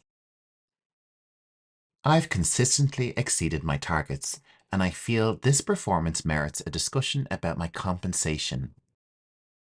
Using specific metrics or targets shows that you've gone above and beyond. Given the market trends and the additional value I bring to the team, I believe my current salary no longer reflects my contributions. By bringing up industry standards, you can add weight to your request. When it's time to actually ask for the raise, clarity is key. Be direct but polite and make sure your request is reasonable. Based on my contributions and the additional responsibilities I've taken on, I would like to discuss the possibility of a salary adjustment. This is a nice, formal, professional way to directly ask for a raise. Given my achievements and market rates, I'd like to propose a 10% increase in my salary.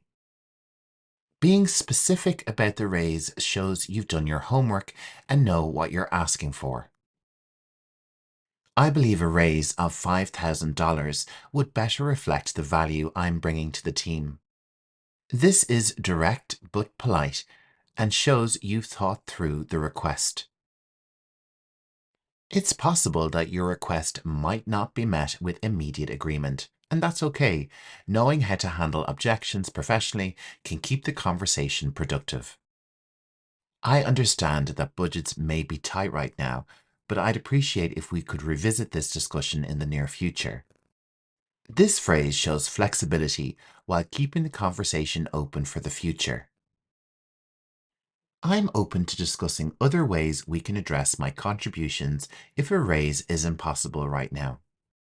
By offering to explore other benefits like bonuses or additional responsibilities, this shows you're solutions oriented. I understand your perspective, but I'd appreciate any feedback on what I can do to continue growing and achieve this goal in the future. Here we are asking for feedback, which demonstrates a commitment to self-improvement and growth. Could we set a timeline to review my performance again in a few months? This question keeps the conversation going and shows your willingness to revisit the issue. It's important to end the conversation on a positive note, no matter the outcome. Here's how you can wrap up professionally. Thank you for taking the time to discuss this with me. I look forward to continuing to contribute to the team. Gratitude is key, even if the raise isn't approved right away. I appreciate your feedback, and I'll continue to work hard to meet my goals and support the company. This phrase shows that you're still committed, regardless of the outcome. Thank you for considering my request. I'm looking forward to our continued work together. Here we have a respectful and professional close to the conversation, keeping the relationship positive.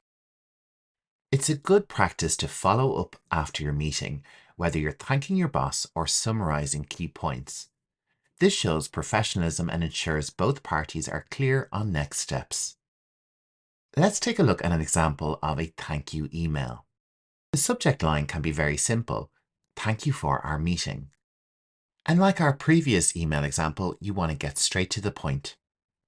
Thank you for taking the time to meet me today to discuss my role and performance. Next, it's a good idea to show your gratitude. I appreciate your feedback and the opportunity to talk about how I can continue to contribute to the team. Use a positive, active tone and look to the future.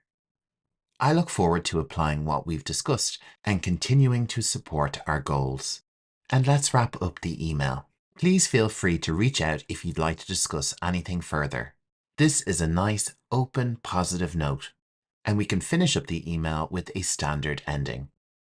For a summary email example, we can use the subject line, Summary of our Performance Review Discussion. And in the main body of the email, we can bullet point the agreed points from the meeting. And we can use the same type of positive, open language from before to wrap up this email. Ideally, send your email within 24 hours of your meeting to show you're attentive and proactive. That's it for today's lesson on how to ask for a pay rise. I hope these phrases and strategies help you feel more confident and prepared the next time you need to have this important conversation.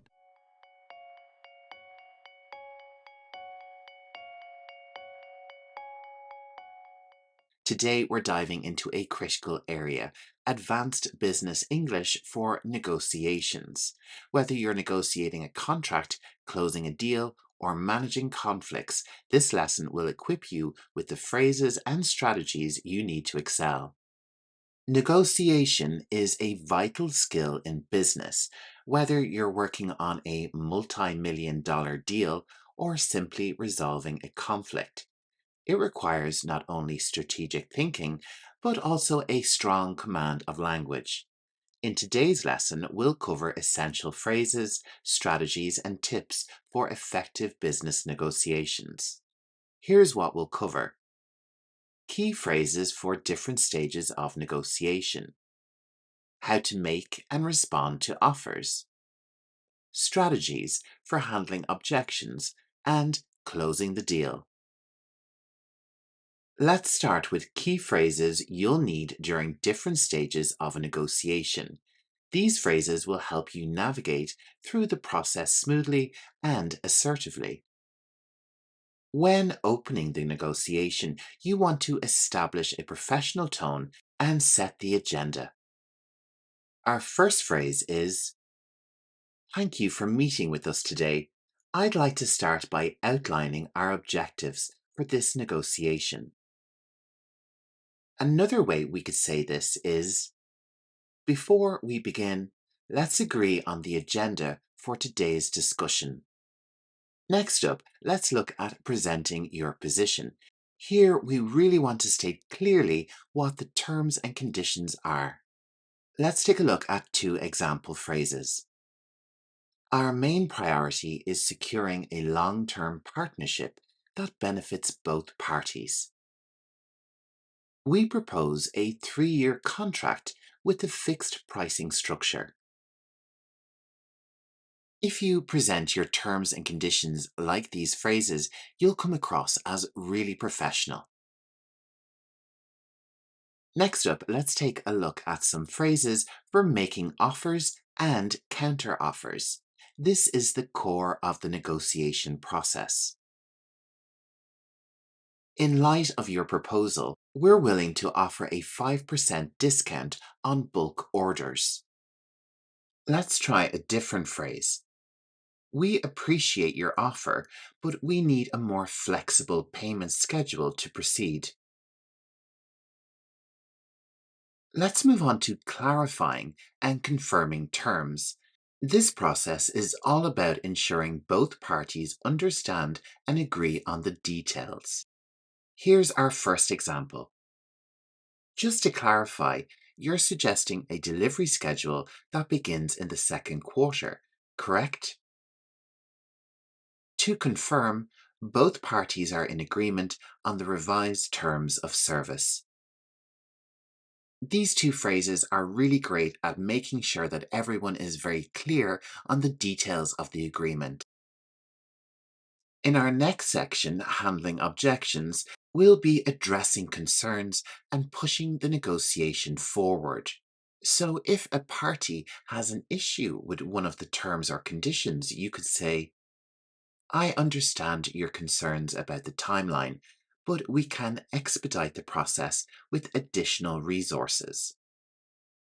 Or how about, "While I see your point, I believe the current terms already offer significant value." With these phrases, you can soothe concerns and reaffirm your position. Next up, we have closing the deal. These phrases are all about finalizing the agreement and setting the stage for implementation. I think we've reached a mutually beneficial agreement. Let's move forward with the contract. If there are no further concerns, we can proceed with drafting the final agreement.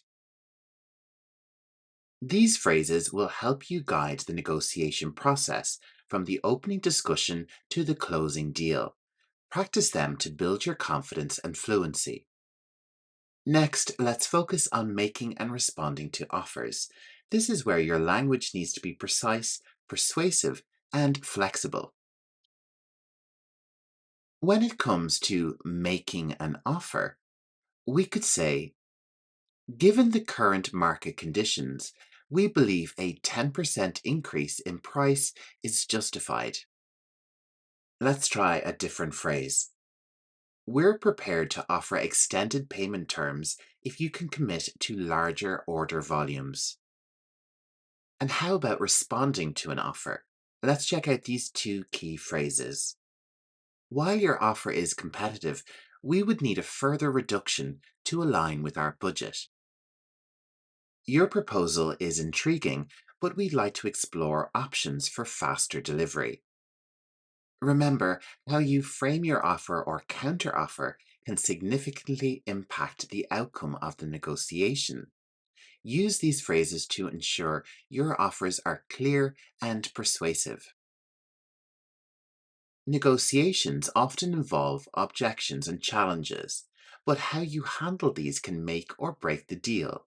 Let's look at some strategies and phrases for overcoming objections and closing the deal. For handling an objection, you could say, I understand that the price may seem high, but let's consider the long-term savings this solution provides. Another phrase for handling objections could be, I see your concern about the timeline, but we can offer additional support to ensure deadlines are met. For closing the deal, I have two great phrases. It seems like we've addressed all the key issues. Shall we finalize the agreement? And our last phrase for this lesson. I'm confident this agreement will be beneficial for both of us. Let's proceed with the contract. Closing the deal is about summarizing the agreed terms and expressing confidence in the outcome. These phrases will help you conclude negotiations effectively and leave a positive impression. Let's recap what we've covered today. Key phrases for opening, negotiating, and closing deals. Strategies for making and responding to offers. Techniques for handling objections and ensuring a successful outcome. Thank you so much for watching. If you found this video helpful, please give it a thumbs up and don't forget to subscribe to Learning English Pro for more professional English lessons.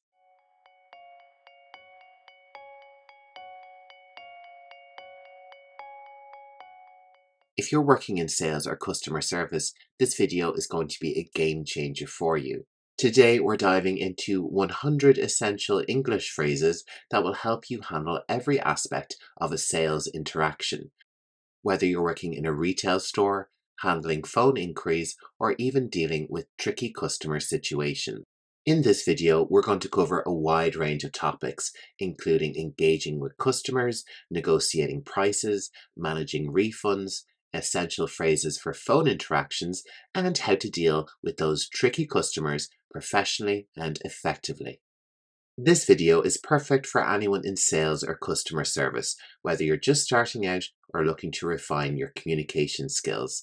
Even if English isn't your first language, these phrases will help you sound confident and professional in any sales scenario. Our first topic is greeting customers. Welcome. How can I assist you today? Good morning. What brings you in today? Hello. Is there anything specific you're looking for? Hi there. Need help finding something? Good afternoon. How can I help make your shopping easier? In our next batch of phrases, we will look at how to engage with customers. Is this your first time shopping with us? Are you shopping for yourself or a gift today? What kind of product are you interested in? Is there any particular style or color you're looking for? May I suggest something that could suit your needs? Let's move on to our next topic, introducing products to a customer. This is one of our most popular items. Let me show you some of our best sellers. This product just came in. It's very popular. We have a new collection that might interest you. This item is highly recommended by our customers. Let's explore some phrases on how we might advise a customer on choice. This product offers great value for its price. If you're looking for durability, this would be an excellent choice. Based on your needs, I'd recommend this one. This model has excellent reviews from other customers. For your specific requirements, I think this option would work best. Handling price negotiations can be very tricky. Here's some phrases to make it a lot easier. I understand your budget concerns. Let's see what we can work out. I might be able to offer you a discount on this item. If you purchase more than one, I can offer you a special deal.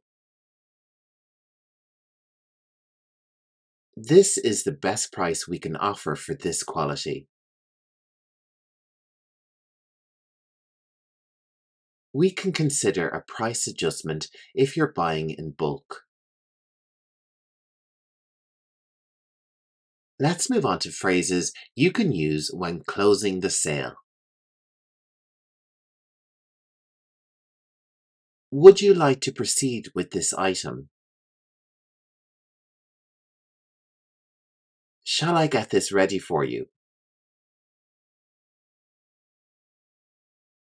Are you ready to check out? Is there anything else you would like to add to your purchase? I can have this wrapped up for you if you're ready. Boost your sales by learning how to suggest additional products and services effectively. This product pairs well with the one you're purchasing. We also have a special offer on this related item. Would you be interested in an extended warranty? Many customers who bought this also purchased this accessory. You might want to consider this additional feature. Our next topic is handling objections. Here you can equip yourself with phrases that address customer concerns and turn objections into opportunities. I understand your concern. Let me explain why this product is worth the price. This model might be a better fit for your needs. Let me show you a different option that might be more suitable. We have a satisfaction guarantee if you're not happy with your purchase. I can assure you this is a quality product. Let's move on. Handle difficult situations with grace using these phrases tailored for managing tricky customers. I apologize for any inconvenience. Let me see how I can help. I understand you're upset. Let's find a solution together. I'm here to help. What can I do to resolve this issue?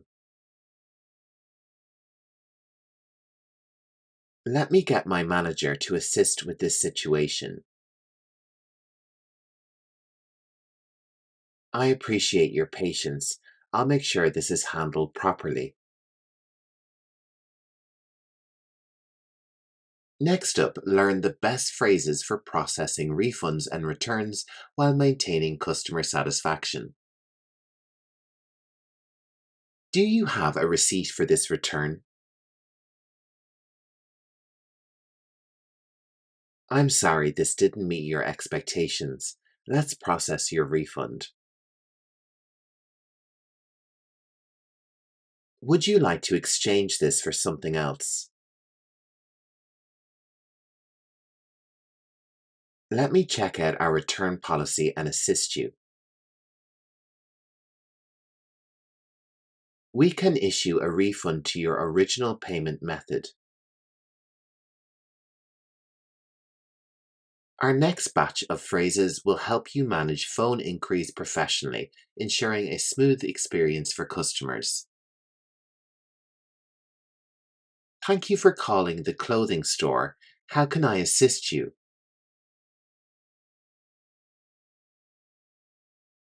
Let me check that information for you. Can you please hold for a moment? I can answer any questions you have about our products. Would you like me to place this item on hold for you? I'll make sure that we have it in stock before you come in.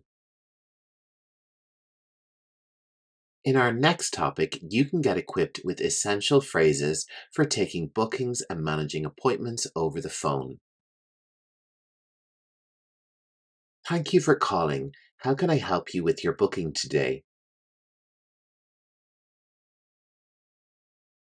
Can I confirm the date and time for your appointment? Let me check our schedule and find the best time for you. Would you like a reminder call or email for your appointment?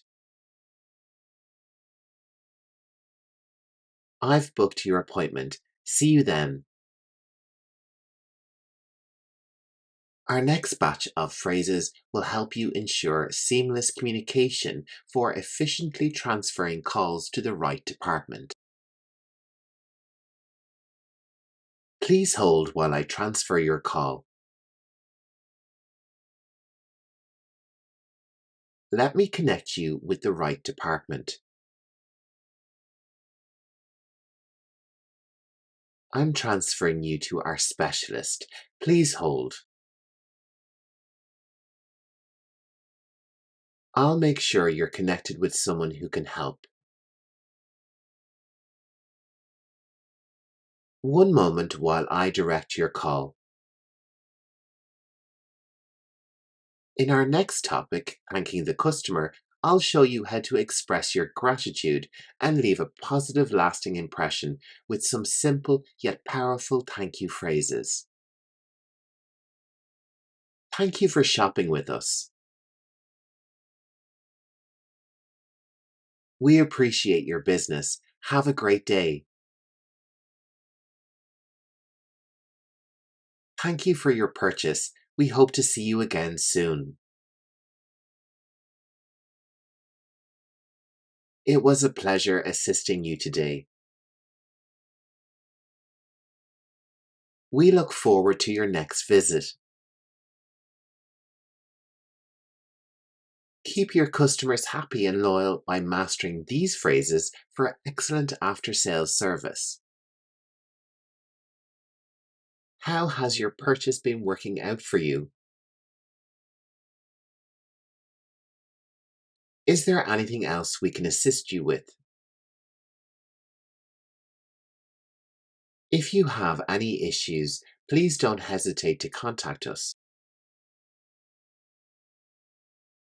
We offer support services if you need any help with your product. Thank you for your feedback. It helps us improve our service. Earlier in the lesson, we covered some phrases relating to refunds. In our next topic, we'll be navigating challenging refund situations with phrases that aim to resolve the issues amicably. I understand you're not happy with the product. Let's find a solution. I apologize for the inconvenience. Let me see what we can do. We can offer store credit if that works better for you. I'll need to check with my manager on this refund. We value your satisfaction and I'll make sure we address this properly. With our next set of phrases, you'll be able to advise your customers on great product care to make sure their products and purchases last longer for them. To keep this product in the best condition, I recommend using this care product. This item requires special handling. Let me show you how. You can extend the life of this product by following these steps. We offer a maintenance service for this product. Here are some tips to help you get the most out of your purchase. Stay connected with your customers by using the next set of phrases to follow up on orders and ensure satisfaction. I'm calling to update you on your order status. Your order is ready for pickup. When would you like to collect it? We've shipped your order and it should arrive by Friday. I'm following up to ensure you received your order. If you have any questions about your order, feel free to reach out.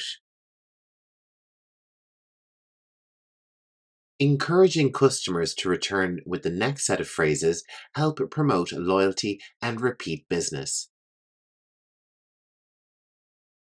We have a special offer for returning customers. You're eligible for a loyalty discount on your next purchase. Thank you for your continued business. We appreciate it. We'd love to see you back soon. Here's a coupon for your next visit. Join our rewards program and enjoy exclusive benefits.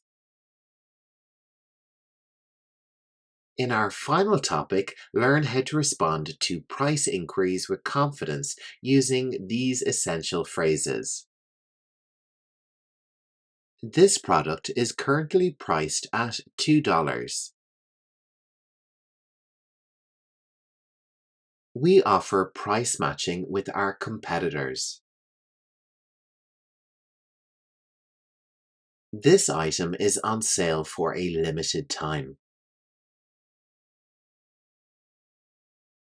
I can provide a quote if you're looking to purchase multiple items.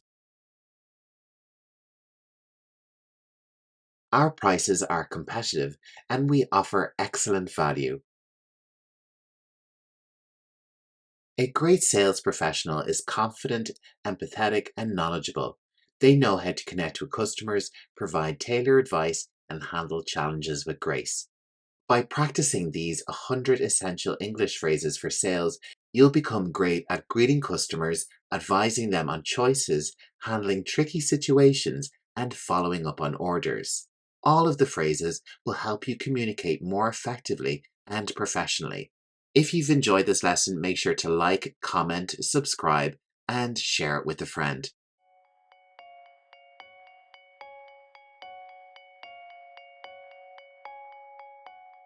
In this lesson, we'll be learning effective communication for call center agents.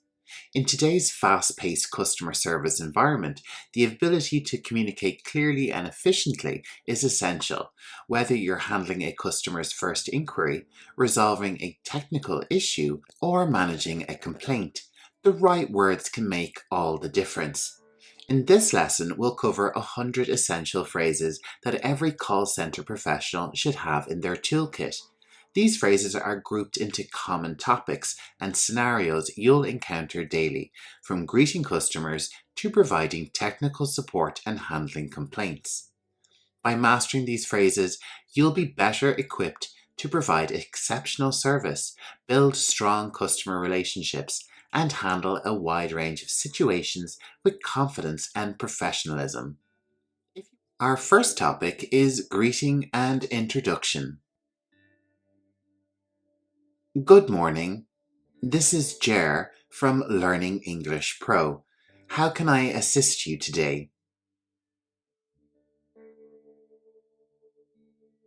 Good morning. This is Jer from Learning English Pro. How can I assist you today?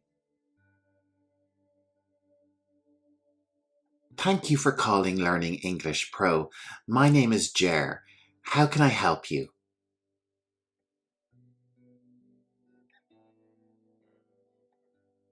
Thank you for calling Learning English Pro. My name is Jer. How can I help you?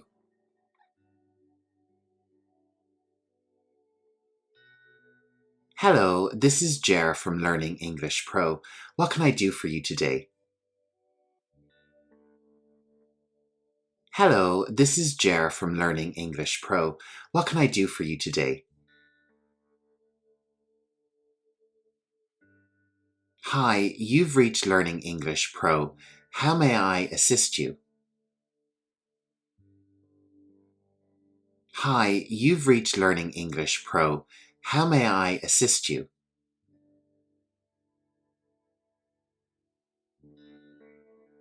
Welcome to Learning English Pro. My name is Jer. How can I assist you today? Welcome to Learning English Pro. My name is Jer. How can I assist you today? Thank you for calling Learning English Pro. How may I help you today? Thank you for calling Learning English Pro. How may I help you today? Hello, and thank you for calling Learning English Pro. This is Jer. How can I assist? Hello, and thank you for calling Learning English Pro. This is Jer. How can I assist? Good afternoon. Thank you for contacting Learning English Pro. How may I help you today? Good afternoon. Thank you for contacting Learning English Pro. How may I help you today? Thank you for calling Learning English Pro. My name is Jer. How can I assist you today? Thank you for calling Learning English Pro. My name is Jer. How can I assist you today? Hi, this is Jer from Learning English Pro. How can I be of service to you today? Hi, this is Jer from Learning English Pro. How can I be of service to you today? So lots of phrases there for greeting and introducing yourself and your company to a potential customer. Let's move on to phrases on how we can identify their customer and discover what their needs might be. Can I have your name and account number, please? Can I have your name and account number, please? May I know how I can assist you today? May I know how I can assist you today? What seems to be the problem you're experiencing? What seems to be the problem you're experiencing? Can you please provide more details about your issue? Can you please provide more details about your issue? How can I help resolve your issue today? How can I help resolve your issue today? Could you please describe the issue you're facing? Could you please describe the issue you're facing? Let's start with your name and the nature of your call. Let's start with your name and the nature of your call. How can I assist you with your account today? How can I assist you with your account today? Can you give me a bit more information about the problem? Can you give me a bit more information about the problem? What specific issue are you having with our service?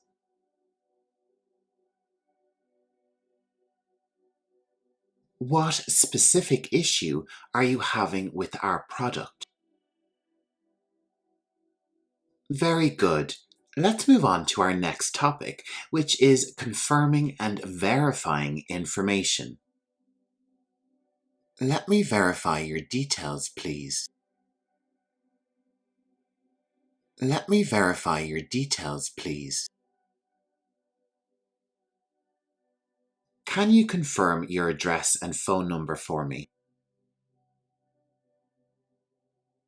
Can you confirm your address and phone number for me? May I have your email for verification purposes? May I have your email for verification purposes?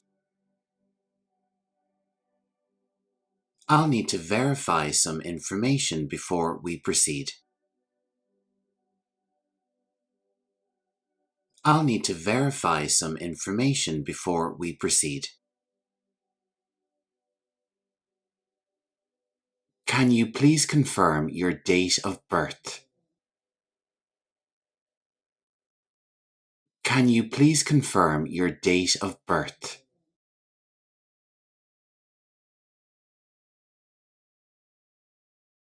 I need to verify your identity. Can you provide your account number? I need to verify your identity. Can you provide your account number? Please confirm the last 4 digits of your social security number. Please confirm the last 4 digits of your social security number. Could you spell your last name for me, please?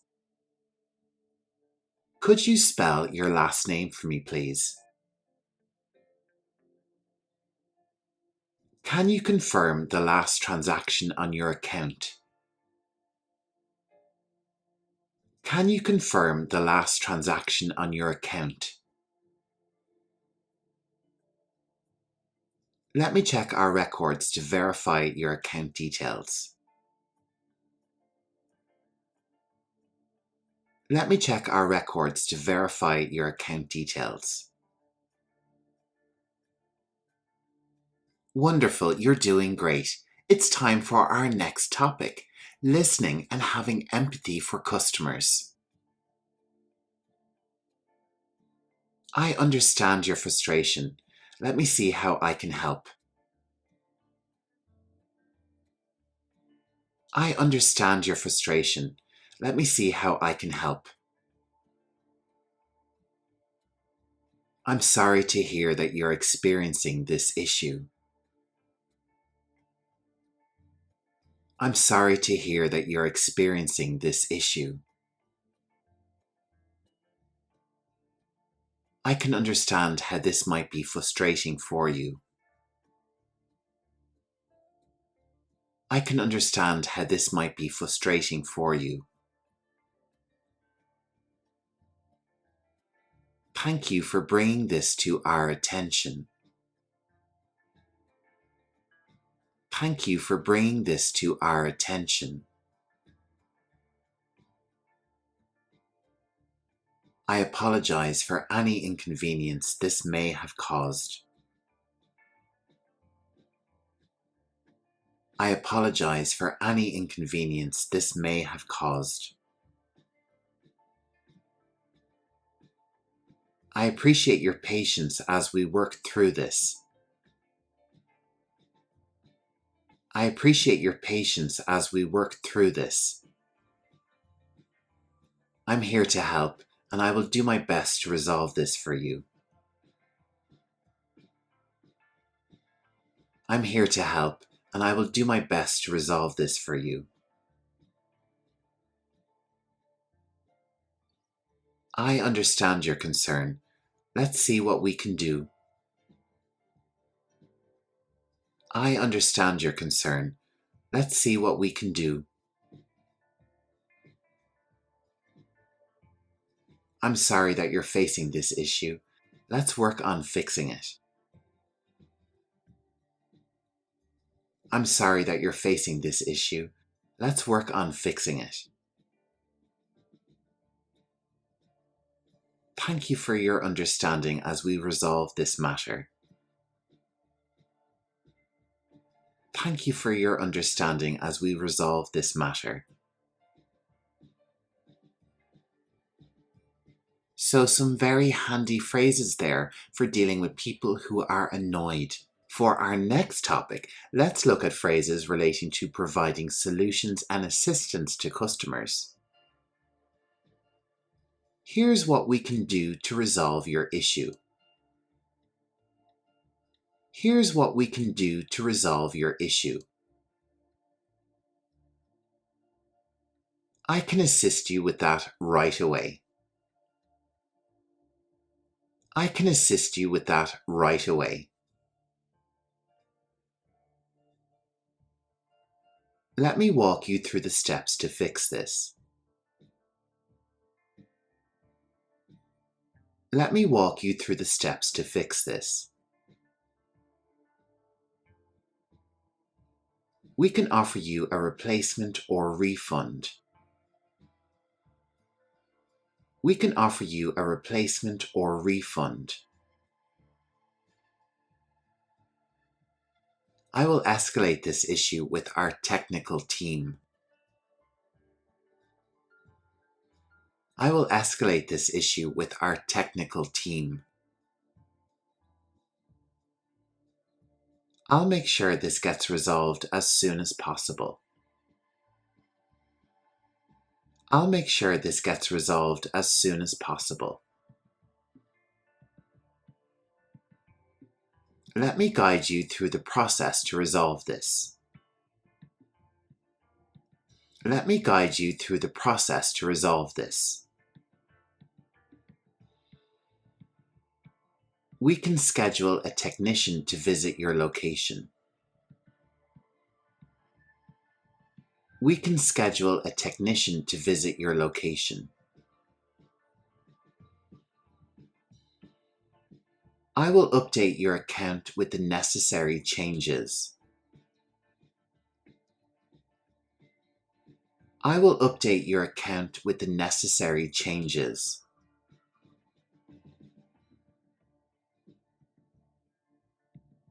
Let me provide you with some troubleshooting steps. Let me provide you with some troubleshooting steps. Let's take a look at some phrases relating to handling complaints. I'm sorry you're not satisfied with our service. I'm sorry you're not satisfied with our service. Let's see how we can make this right. Let's see how we can make this right. I apologize for any inconvenience this may have caused you. I apologize for any inconvenience this may have caused you. I'll do my best to resolve this issue for you. I'll do my best to resolve this issue for you.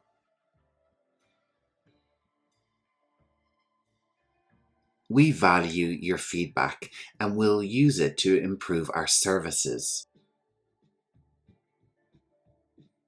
We value your feedback and will use it to improve our services.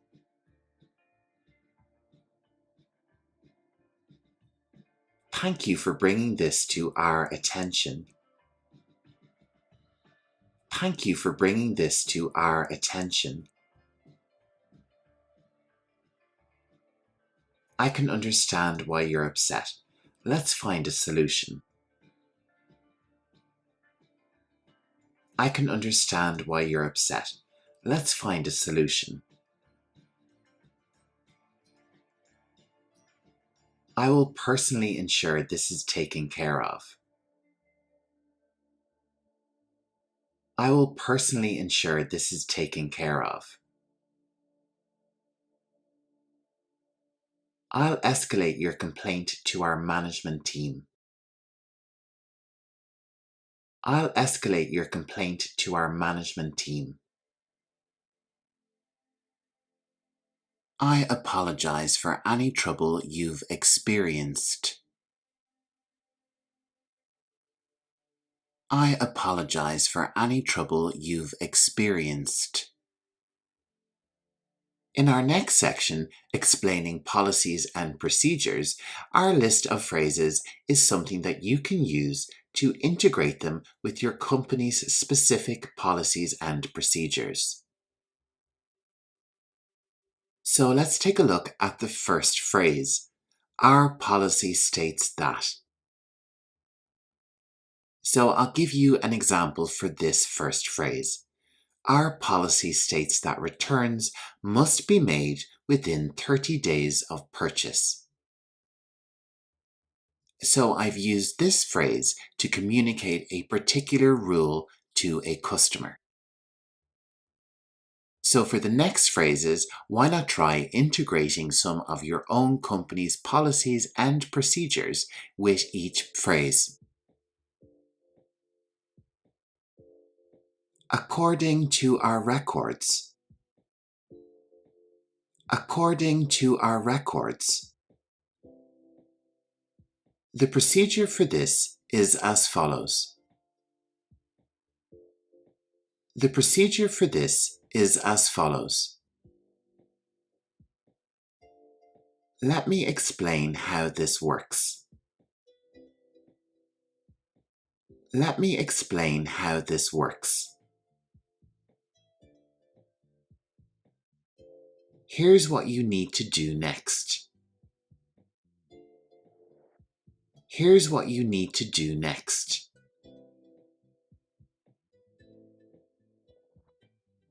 Our guidelines require that. Our guidelines require that. This is the standard procedure for. This is the standard procedure for. I can clarify our policy on that for you. I can clarify our policy on that for you. The next step is to.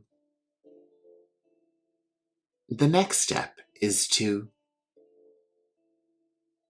This is what we'll need to do to resolve this. This is what we'll need to do to resolve this.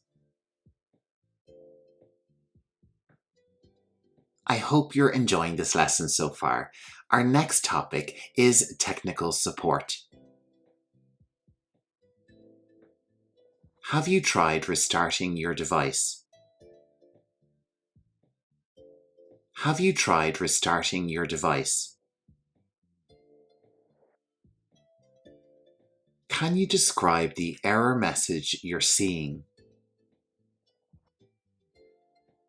Can you describe the error message you're seeing? I'll guide you through the troubleshooting steps. I'll guide you through the troubleshooting steps. Let's check your internet connection first. Let's check your internet connection first. Can you confirm if the device is plugged in? Can you confirm if the device is plugged in? Please follow these steps to resolve the issue. Please follow these steps to resolve the issue. Have you updated your software recently? Have you updated your software recently? I'll connect you with our technical support team. I'll connect you with our technical support team. Let's reset your device and try again. Let's reset your device and try again. Can you tell me more about the problem you're experiencing? Can you tell me more about the problem you're experiencing? We are already at our 9th topic, upselling and cross-selling. This is where you can use some of your sales expertise with our English phrases. I noticed you might benefit from our premium service. I noticed you might benefit from our premium service. Did you know we have a special offer on English lessons? Did you know we have a special offer on English lessons? You might also be interested in. You might also be interested in. We have a new feature that you might like. We have a new feature that you might like. I'd recommend our English videos for your needs. I'd recommend our English videos for your needs. We have a bundle deal that could save you money. We have a bundle deal that could save you money. Would you like to upgrade to our premium package? Would you like to upgrade to our premium package? You might find our English lessons useful. You might find our English lessons useful. Let me tell you about our latest promotion. Let me tell you about our latest promotion. Have you heard about our new English masterclass? Have you heard about our new English masterclass? Coming up is our final topic, end of call and follow-up. And coming up after that is my masterclass in business English, so make sure to stay tuned. Is there anything else I can assist you with today? Is there anything else I can assist you with today? Thank you for calling Learning English Pro. Have a great day. Thank you for calling Learning English Pro. Have a great day. If you have any more questions, feel free to call us back. If you have any more questions, feel free to call us back. I'm glad we could resolve your issue today. I'm glad we could resolve your issue today. Please don't hesitate to reach out if you need further assistance. Please don't hesitate to reach out if you need further assistance. Thank you for your patience and understanding. Thank you for your patience and understanding. Have a wonderful day and thank you for choosing Learning English Pro. Have a wonderful day and thank you for choosing Learning English Pro. I'll follow up with you to ensure everything is resolved. I'll follow up with you to ensure everything is resolved. We appreciate your business. Thank you. We appreciate your business. Thank you.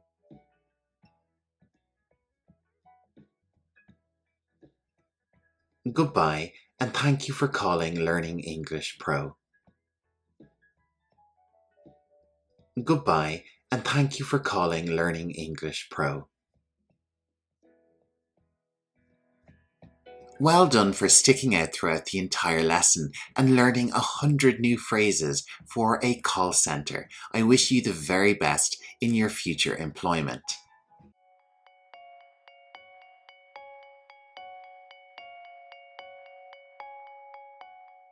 And today we're diving back into the world of business English and we'll cover 100 essential phrases specifically tailored for customer service professionals. Customer service can be incredibly challenging, especially when dealing with tricky situations like handling complaints, understanding angry customers, or even delivering bad news. This lesson is designed to equip you with the precise language and phrases you need to navigate these difficult scenarios confidently and professionally. In my comprehensive lesson, we'll cover difficult scenarios like cold calling, understanding an angry customer, apologizing for a big mistake, handling complaints, and calming the situation. I'll even cover polite phrases for dealing with rude customers. And how about if you have to say no to a customer and deny them a product or service? There are lots of topics to cover and even more phrases, so get ready to really boost your English proficiency. Our first topic is cold calling and introducing yourself to customers. Cold calling is the term we use for reaching out to potential customers who haven't previously expressed interest in your product or service. Making a good first impression is crucial. Let's explore some key phrases to introduce yourself and your company effectively. Good morning. This is Jer from Learning English Pro. How are you today? Good morning. This is Jer from Learning English Pro. How are you today? Hello, I'm Jer, calling from Learning English Pro. Hello, I'm Jer, calling from Learning English Pro. Hi, this is Jer from Learning English Pro. Do you have a moment to talk? Hi, this is Jer from Learning English Pro. Do you have a moment to talk? Good afternoon. My name is Jer and I'm calling on behalf of Learning English Pro. Good afternoon. My name is Jer and I'm calling on behalf of Learning English Pro. Hello, this is Jer from Learning English Pro. How are you doing today? Hello, this is Jer from Learning English Pro. How are you doing today?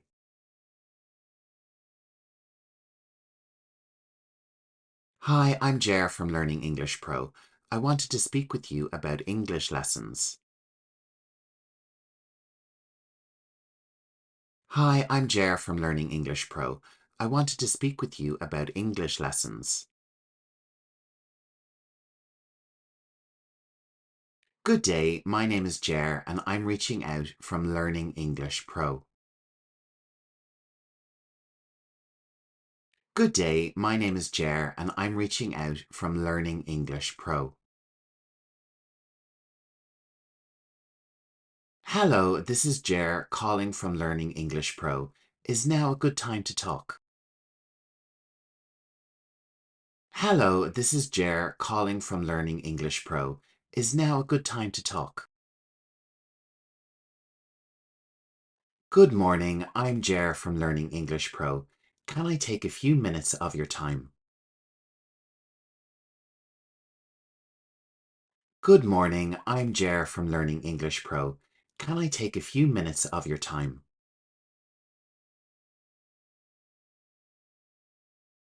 Hi, I'm Jer with Learning English Pro. I wanted to discuss how we can help your business. Hi, I'm Jer with Learning English Pro. I wanted to discuss how we can help your business. Let's move on to our next topic, which is understanding an angry customer. Dealing with angry customers requires empathy and patience. Here are some essential phrases to help you understand and calm things down. I understand you're upset, and I'm here to help. I understand you're upset, and I'm here to help. I can see why you're frustrated. I can see why you're frustrated. Your concern is completely valid. Your concern is completely valid. Let's see how we can resolve this issue. Let's see how we can resolve this issue. I apologize for any inconvenience caused. I apologize for any inconvenience caused. Could you tell me more about what happened? Could you tell me more about what happened? I'm sorry for any trouble you've experienced. I'm sorry for any trouble you've experienced.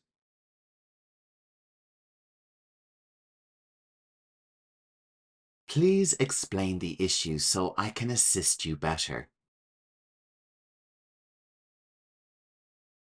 Please explain the issue so I can assist you better.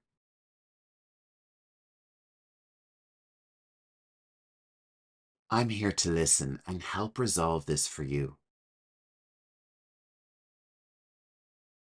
I'm here to listen and help resolve this for you. Let's work together to find a solution. Let's work together to find a solution. Up next, our topic is apologizing for a big mistake. When significant mistakes happen, sincere apologies are a must. These phrases will help you convey your regret and take responsibility. I deeply apologize for this mistake. I deeply apologize for this mistake. We are very sorry for the error. We are very sorry for the error.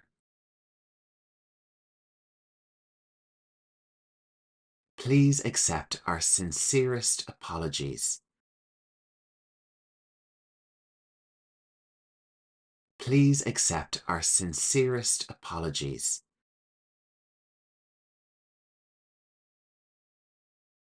This was entirely our fault, and I'm very sorry. This was entirely our fault, and I'm very sorry. We regret the inconvenience this has caused. We regret the inconvenience this has caused.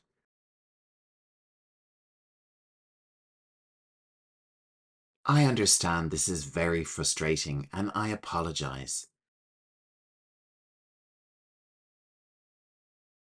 I understand this is very frustrating, and I apologize.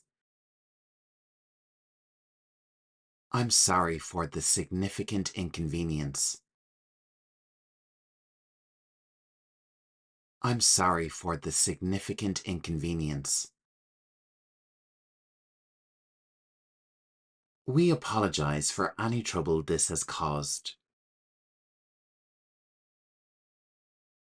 We apologize for any trouble this has caused. This was a serious oversight on our part. This was a serious oversight on our part. I assure you, we are addressing this issue immediately. I assure you, we are addressing this issue immediately. Let's take a break from dealing with these tricky situations and focus on our next topic, going above and beyond, being a customer service superstar. Exceeding customer expectations can turn a negative experience into a positive one. Let's learn how to go above and beyond with the next set of phrases. I'm here to ensure you have the best experience possible. I'm here to ensure you have the best experience possible. Let me take care of that for you right away. Let me take care of that for you right away. I'll personally handle this issue for you. I'll personally handle this issue for you. I will make sure this is resolved quickly. I will make sure this is resolved quickly. Your satisfaction is my top priority. Your satisfaction is my top priority. I'll go the extra mile to help you. I'll go the extra mile to help you. Let me see how I can exceed your expectations. Let me see how I can exceed your expectations. I'll make sure you're completely satisfied. I'll make sure you're completely satisfied. I'll provide you with a special offer for the inconvenience. I'll provide you with a special offer for the inconvenience. I'm committed to making this right for you. I'm committed to making this right for you. Our next topic is handling complaints and calming the situation. Handling complaints effectively can diffuse tension and resolve issues. Here are key phrases to calm and reassure your customers. I apologize for the inconvenience. I apologize for the inconvenience. I'm sorry to hear that you're facing this issue. I'm sorry to hear that you're facing this issue. Let me see how I can make this right for you. Let me see how I can make this right for you. I understand your frustration and I apologize. I understand your frustration and I apologize. We are sorry for any inconvenience caused. We are sorry for any inconvenience caused. Please accept our apologies for this situation. Please accept our apologies for this situation. We apologize for the trouble you've experienced. We apologize for the trouble you've experienced. I'm here to help resolve this for you. I'm here to help resolve this for you. I'm very sorry for the inconvenience. I'm very sorry for the inconvenience. Let's see what we can do to solve this problem. Let's see what we can do to solve this problem. Maintaining professionalism with rude customers is essential. In our sixth topic, polite phrases for dealing with rude customers, we will use polite phrases to handle challenging interactions gracefully. I understand your frustration and I'm here to help. I understand your frustration and I'm here to help. Please allow me a moment to assist you. Please allow me a moment to assist you. I appreciate your patience as we work through this. I appreciate your patience as we work through this. Let's work together to resolve this issue. Let's work together to resolve this issue. I apologize if there has been any inconvenience. I apologize if there has been any inconvenience. I'm here to make things right for you. I'm here to make things right for you. Could you please explain the issue in detail? Could you please explain the issue in detail? Thank you for bringing this to our attention. Thank you for bringing this to our attention. I'm doing my best to help resolve this for you. I'm doing my best to help resolve this for you. I appreciate your understanding.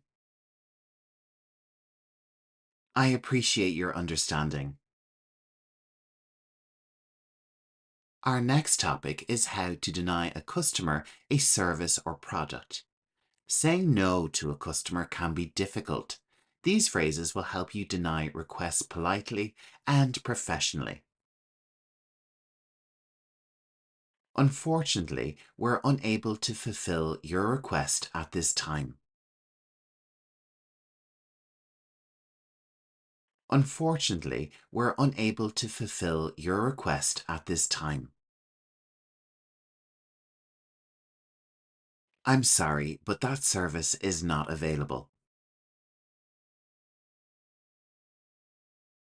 I'm sorry, but that service is not available. We apologize, but we cannot provide that product. We apologize, but we cannot provide that product. Due to company policy, we are unable to offer this service.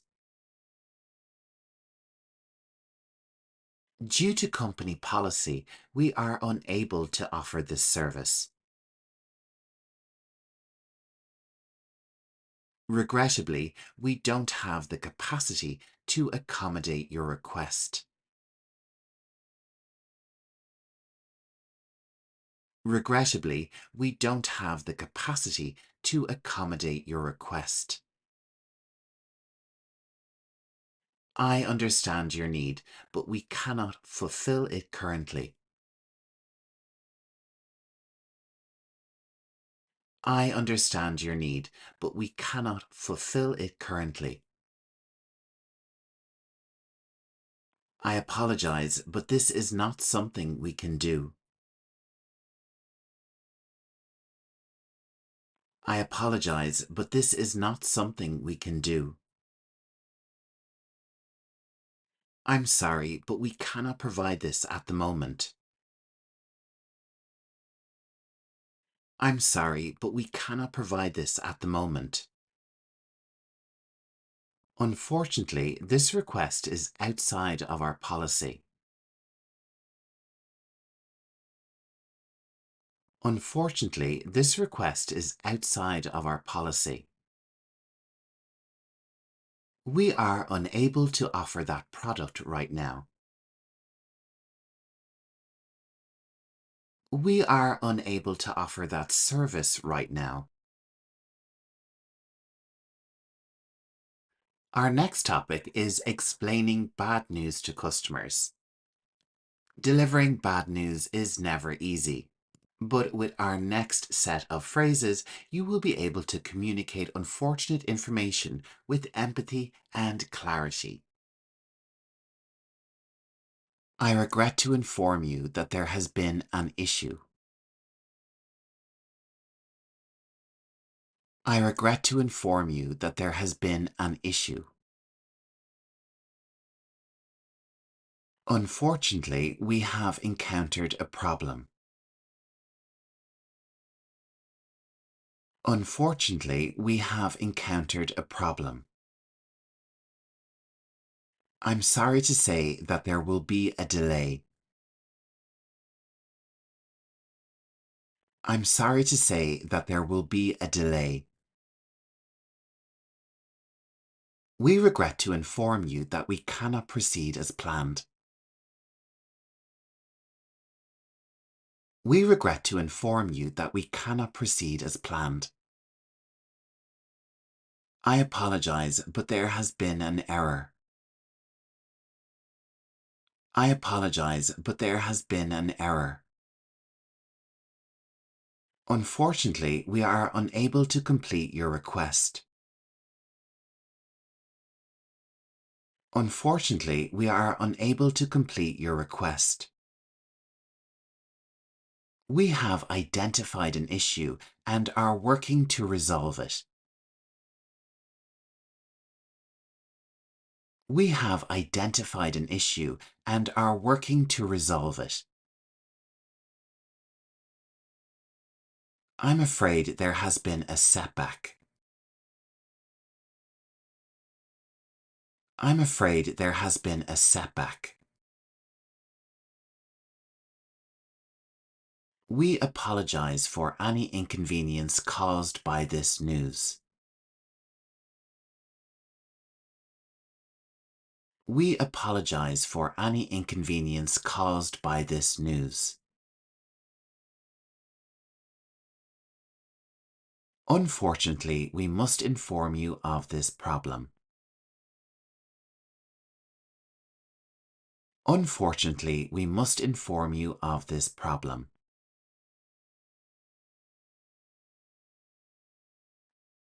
Our second last topic is follow-up and confirmation. Following up and confirming details shows customers you care.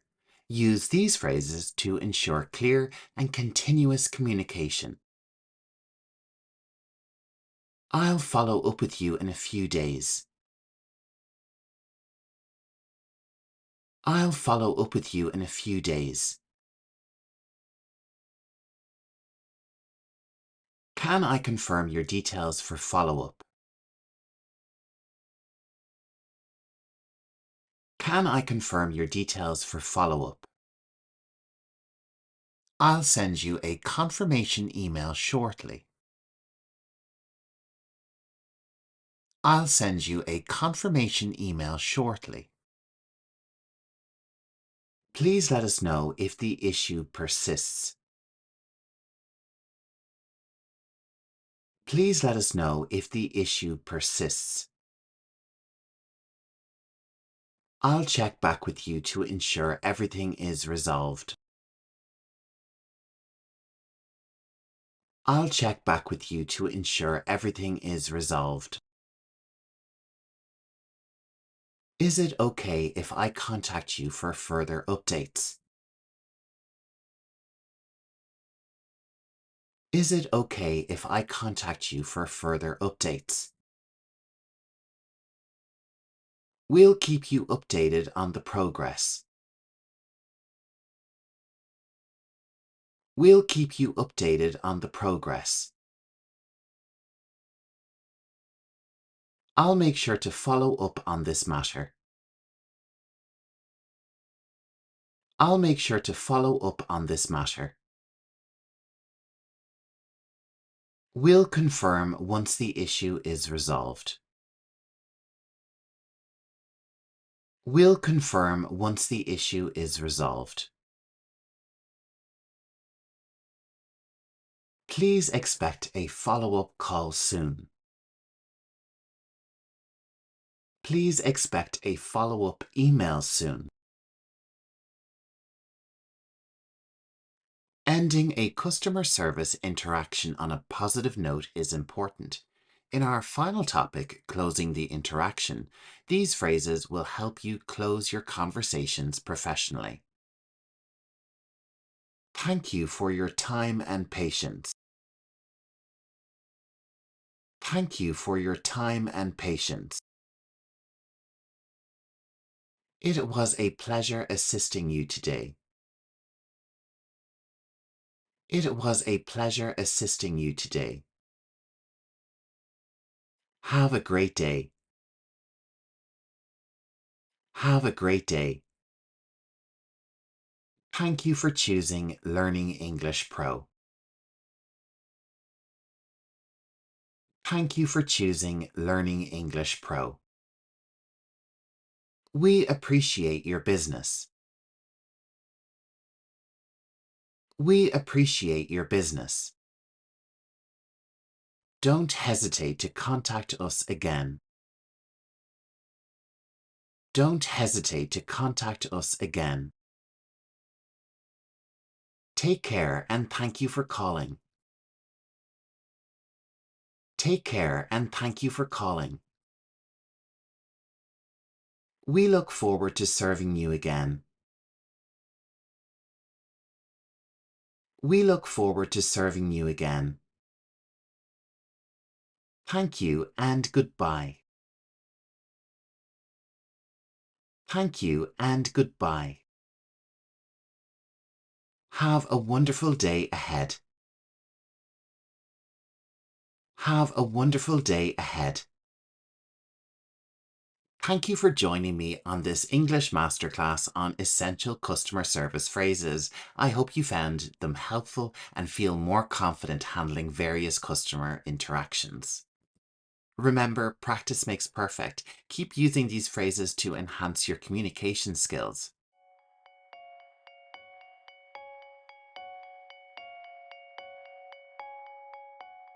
In today's lesson, we'll cover 100 essential English phrases for flight attendants. Whether you're working in the cabin or on the ground, these phrases will help you communicate confidently with passengers in English. Let's begin with phrases flight attendants use when welcoming passengers and helping them on board. Good morning. Welcome aboard. Good afternoon. Welcome aboard. This phrase is a polite and professional way to greet passengers. May I see your boarding pass, please?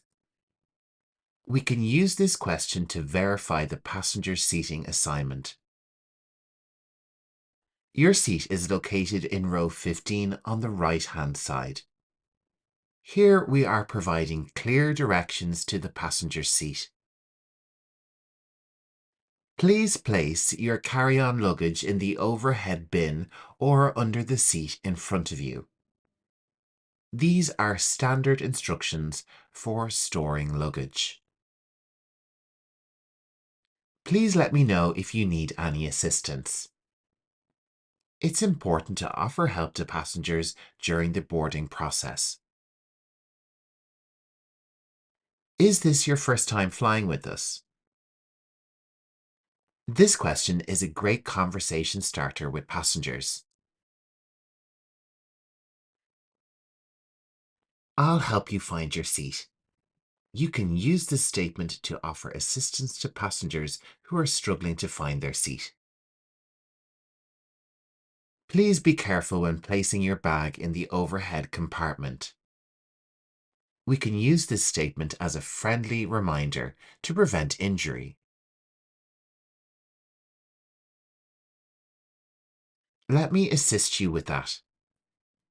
With this statement, you're offering to help a passenger struggling with luggage or seating. Enjoy your flight. This is a positive send-off once the passenger is seated. Next, let's move on to essential safety instructions that flight attendants give to passengers before takeoff. Please fasten your seatbelt and make sure it is securely tightened. Ensure that your seat is in the upright position. Please switch your electronic devices to airplane mode. In case of an emergency, oxygen masks will drop from the panel above you. Place the mask over your nose and mouth and breathe normally. Please review the safety information card located in the seat pocket in front of you. In the event of an evacuation, follow the floor lighting to the nearest exit. Life vests are located under your seat. Please stow your tray tables and return your seat back to the upright position. Thank you for your attention. Enjoy your flight. Once the flight is in the air, here are the key phrases you'll use during in-flight service. What would you like to drink? A simple question to offer beverage options. Would you prefer tea, coffee, or water? With this question, you're giving specific choices to passengers. We have snacks available for purchase. I'll be back with your drink shortly. With this statement, you're letting the passenger know their request is being handled. I'll bring you a blanket right away. This statement is suitable if you're offering comfort items like blankets or pillows. Please let me know if you need anything else. With this statement, you're offering continued assistance during the flight. We'll be serving lunch in about 30 minutes. We'll be serving dinner in about 30 minutes. I'm sorry, we're out of that option. May I offer you something else? With this sentence, you're politely explaining that a selection is unavailable for the passenger. Is there anything else I can get for you? Would you like to purchase duty-free items? Flight attendants also play a key role in ensuring passenger comfort and safety throughout the flight. Here are some phrases for these situations. Please remain seated while the seatbelt sign is on. This is a polite way to remind passengers to stay seated. May I adjust your seat for you? With this question, you're offering assistance to a passenger who may be having trouble with their seat. Please keep your seatbelt fastened, even when the seatbelt sign is off. This is a crucial safety reminder for mid-flight. Can I help you with your seatbelt? With this question, you're offering assistance to passengers who may need help with their seatbelt. Please be careful when opening the overhead compartments, as items may have shifted during the flight. With this statement, you're warning about the possibility of items falling from the overhead compartments. I'll bring you an extra pillow to make you more comfortable. Would you like me to dim the lights for you? Please let me know if you are feeling unwell. We're experiencing a little turbulence. Please remain seated. We have medical equipment on board if you need any assistance. Flight attendants often need to address passenger concerns or problems. These phrases will help you handle such situations politely and professionally. I'm sorry for the inconvenience. Let me see how I can assist you. This is a polite way to acknowledge an issue and offer help. Could you please lower your voice? We have other passengers resting. Here we are asking passengers to keep noise levels down. We're currently experiencing a delay. We appreciate your patience. This is a nice way to inform passengers about delays. I understand your concern. Let me find a solution for you. Here we are acknowledging a passenger's problem and offering a solution. Would you like me to contact the ground crew for further assistance? With this question, you're offering to escalate the issue to the ground team. I apologize for the inconvenience. We're doing our best to resolve it. This is a good way to apologize when things don't go as planned. Please give me a moment and I'll check with the captain. If it's a serious issue, this could be a way to promise to find out more information for the passenger. I'm afraid we don't have that available, but let me offer you an alternative. This is a way of politely explaining that a request cannot be met. We're working on it right now. Thank you for your patience. Here we are keeping passengers updated on issues. Let me check the availability and I'll get back to you shortly. With this statement, we're letting passengers know you'll follow up with them soon. In-flight medical emergencies are rare but critical. These phrases will help you handle those situations with professionalism and care. Is there a doctor or medical professional on board? You can use this for calling for medical assistance from passengers. Please remain calm. We are getting help. This is a way to reassure an ill passenger during a medical emergency. Do you have any allergies to medications? This is an important question to ask before administering any medication to a passenger. We have medical equipment on board. Let me assist you. Here we are offering the use of available medical tools. We are contacting ground medical services for advice. And here we're letting the passenger know that external help is being consulted. Would you like to lie down in the crew area until we land? And here we're offering a space for the passenger to rest if feeling unwell. Can you describe your symptoms for me? We can use this question to gather information to assess the severity of the situation. I'll bring you water and check on you regularly. This is a nice way to offer basic assistance and care. We have a medical kit on board and I'll get it right away. Here we have another way to inform the passenger of medical supplies on the aircraft. We're diverting the flight to the nearest airport for medical assistance. You can use this statement to inform other passengers of a diversion due to a medical emergency on the flight. Handling passenger complaints and feedback with patience and professionalism is essential for flight attendants.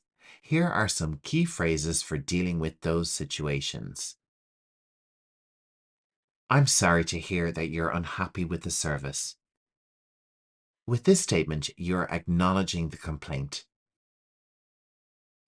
Thank you for bringing this to our attention. This is a polite response to feedback or complaints. I understand your frustration. Let me see what I can do to help. This is a nice way to show empathy and to offer assistance. I'll speak with my supervisor and get back to you.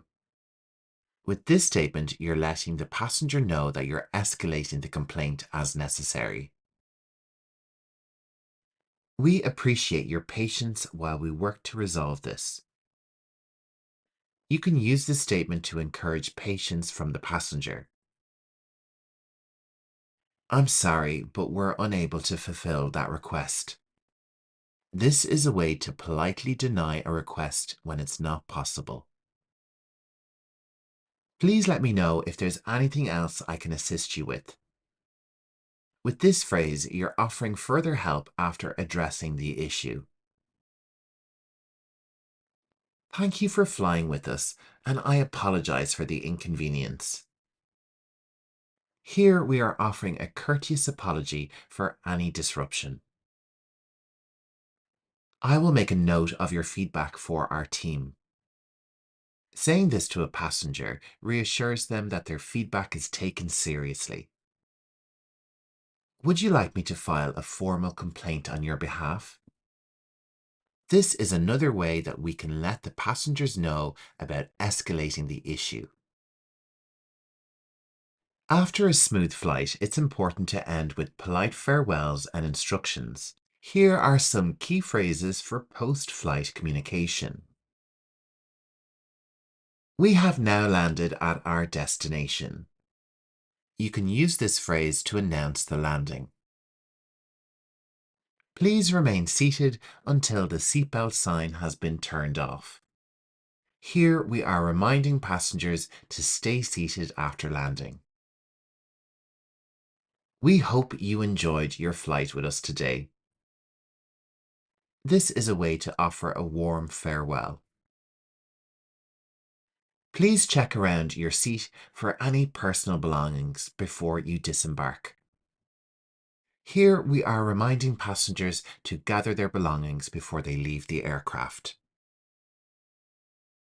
You can now switch on your electronic devices.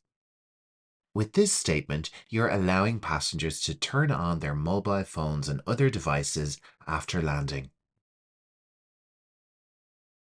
Thank you for flying with us, and we look forward to serving you again. This phrase is a polite closing statement. For those of you with connecting flights, please check the screens for updated gate information. With this sentence, we're offering help to passengers with onward connections. We appreciate your patience during the disembarking process. Have a great day and safe travels. If you need assistance finding your way through the terminal, our ground staff will be happy to help. With this sentence, you're offering additional assistance after the flight. Delays and disruptions are sometimes unavoidable. These phrases will help you manage those situations while keeping passengers informed. We're experiencing a delay due to weather conditions. I apologize for the inconvenience. We're working to resolve the issue as quickly as possible. The flight is currently delayed, and we expect an update in the next 30 minutes. We will keep you informed as soon as we have more information. We're doing everything we can to minimize the delay. I understand this is frustrating, and I appreciate your patience. We're waiting for clearance from air traffic control to depart. Unfortunately, we need to wait for the maintenance team to inspect the aircraft. We apologize for the delay and will update you as soon as possible. We've been given clearance to take off and will be on our way shortly. Flight attendants play a crucial role in assisting passengers with special needs. Here are key phrases to ensure their comfort and safety during the flight. Do you require any special assistance during the flight? This is a polite way of offering help to passengers with special needs. I'll help you with your wheelchair once we land. Here you're letting the passengers know they will be assisted if they need mobility help. Please let me know if you need any additional assistance during the flight. We can use this phrase to encourage passengers to ask for help as needed. We have a designated crew member to assist you during boarding. This phrase is great if you can assign a crew member to assist with special needs. I can help you store your carry-on luggage. Here we're offering assistance with luggage for passengers with limited mobility. Would you like me to check if there's an available aisle seat for easier access? If possible, you can offer to move passengers to a more convenient seat if available. We have onboard medical equipment if you need anything during the flight. With this statement, you can reassure passengers with medical needs. Can I get you anything else to make you more comfortable? Ensuring that passengers with special needs are comfortable is a top priority. I will assist you with disembarking once the plane has landed. Here we are offering help to exit the plane safely. If you need to use the restroom, I'll make sure there's clear access. With this sentence, you're offering assistance with restroom accessibility. And that's the end of our lesson on 100 English phrases for flight attendants. I hope these phrases help you communicate clearly and professionally with passengers throughout your flights.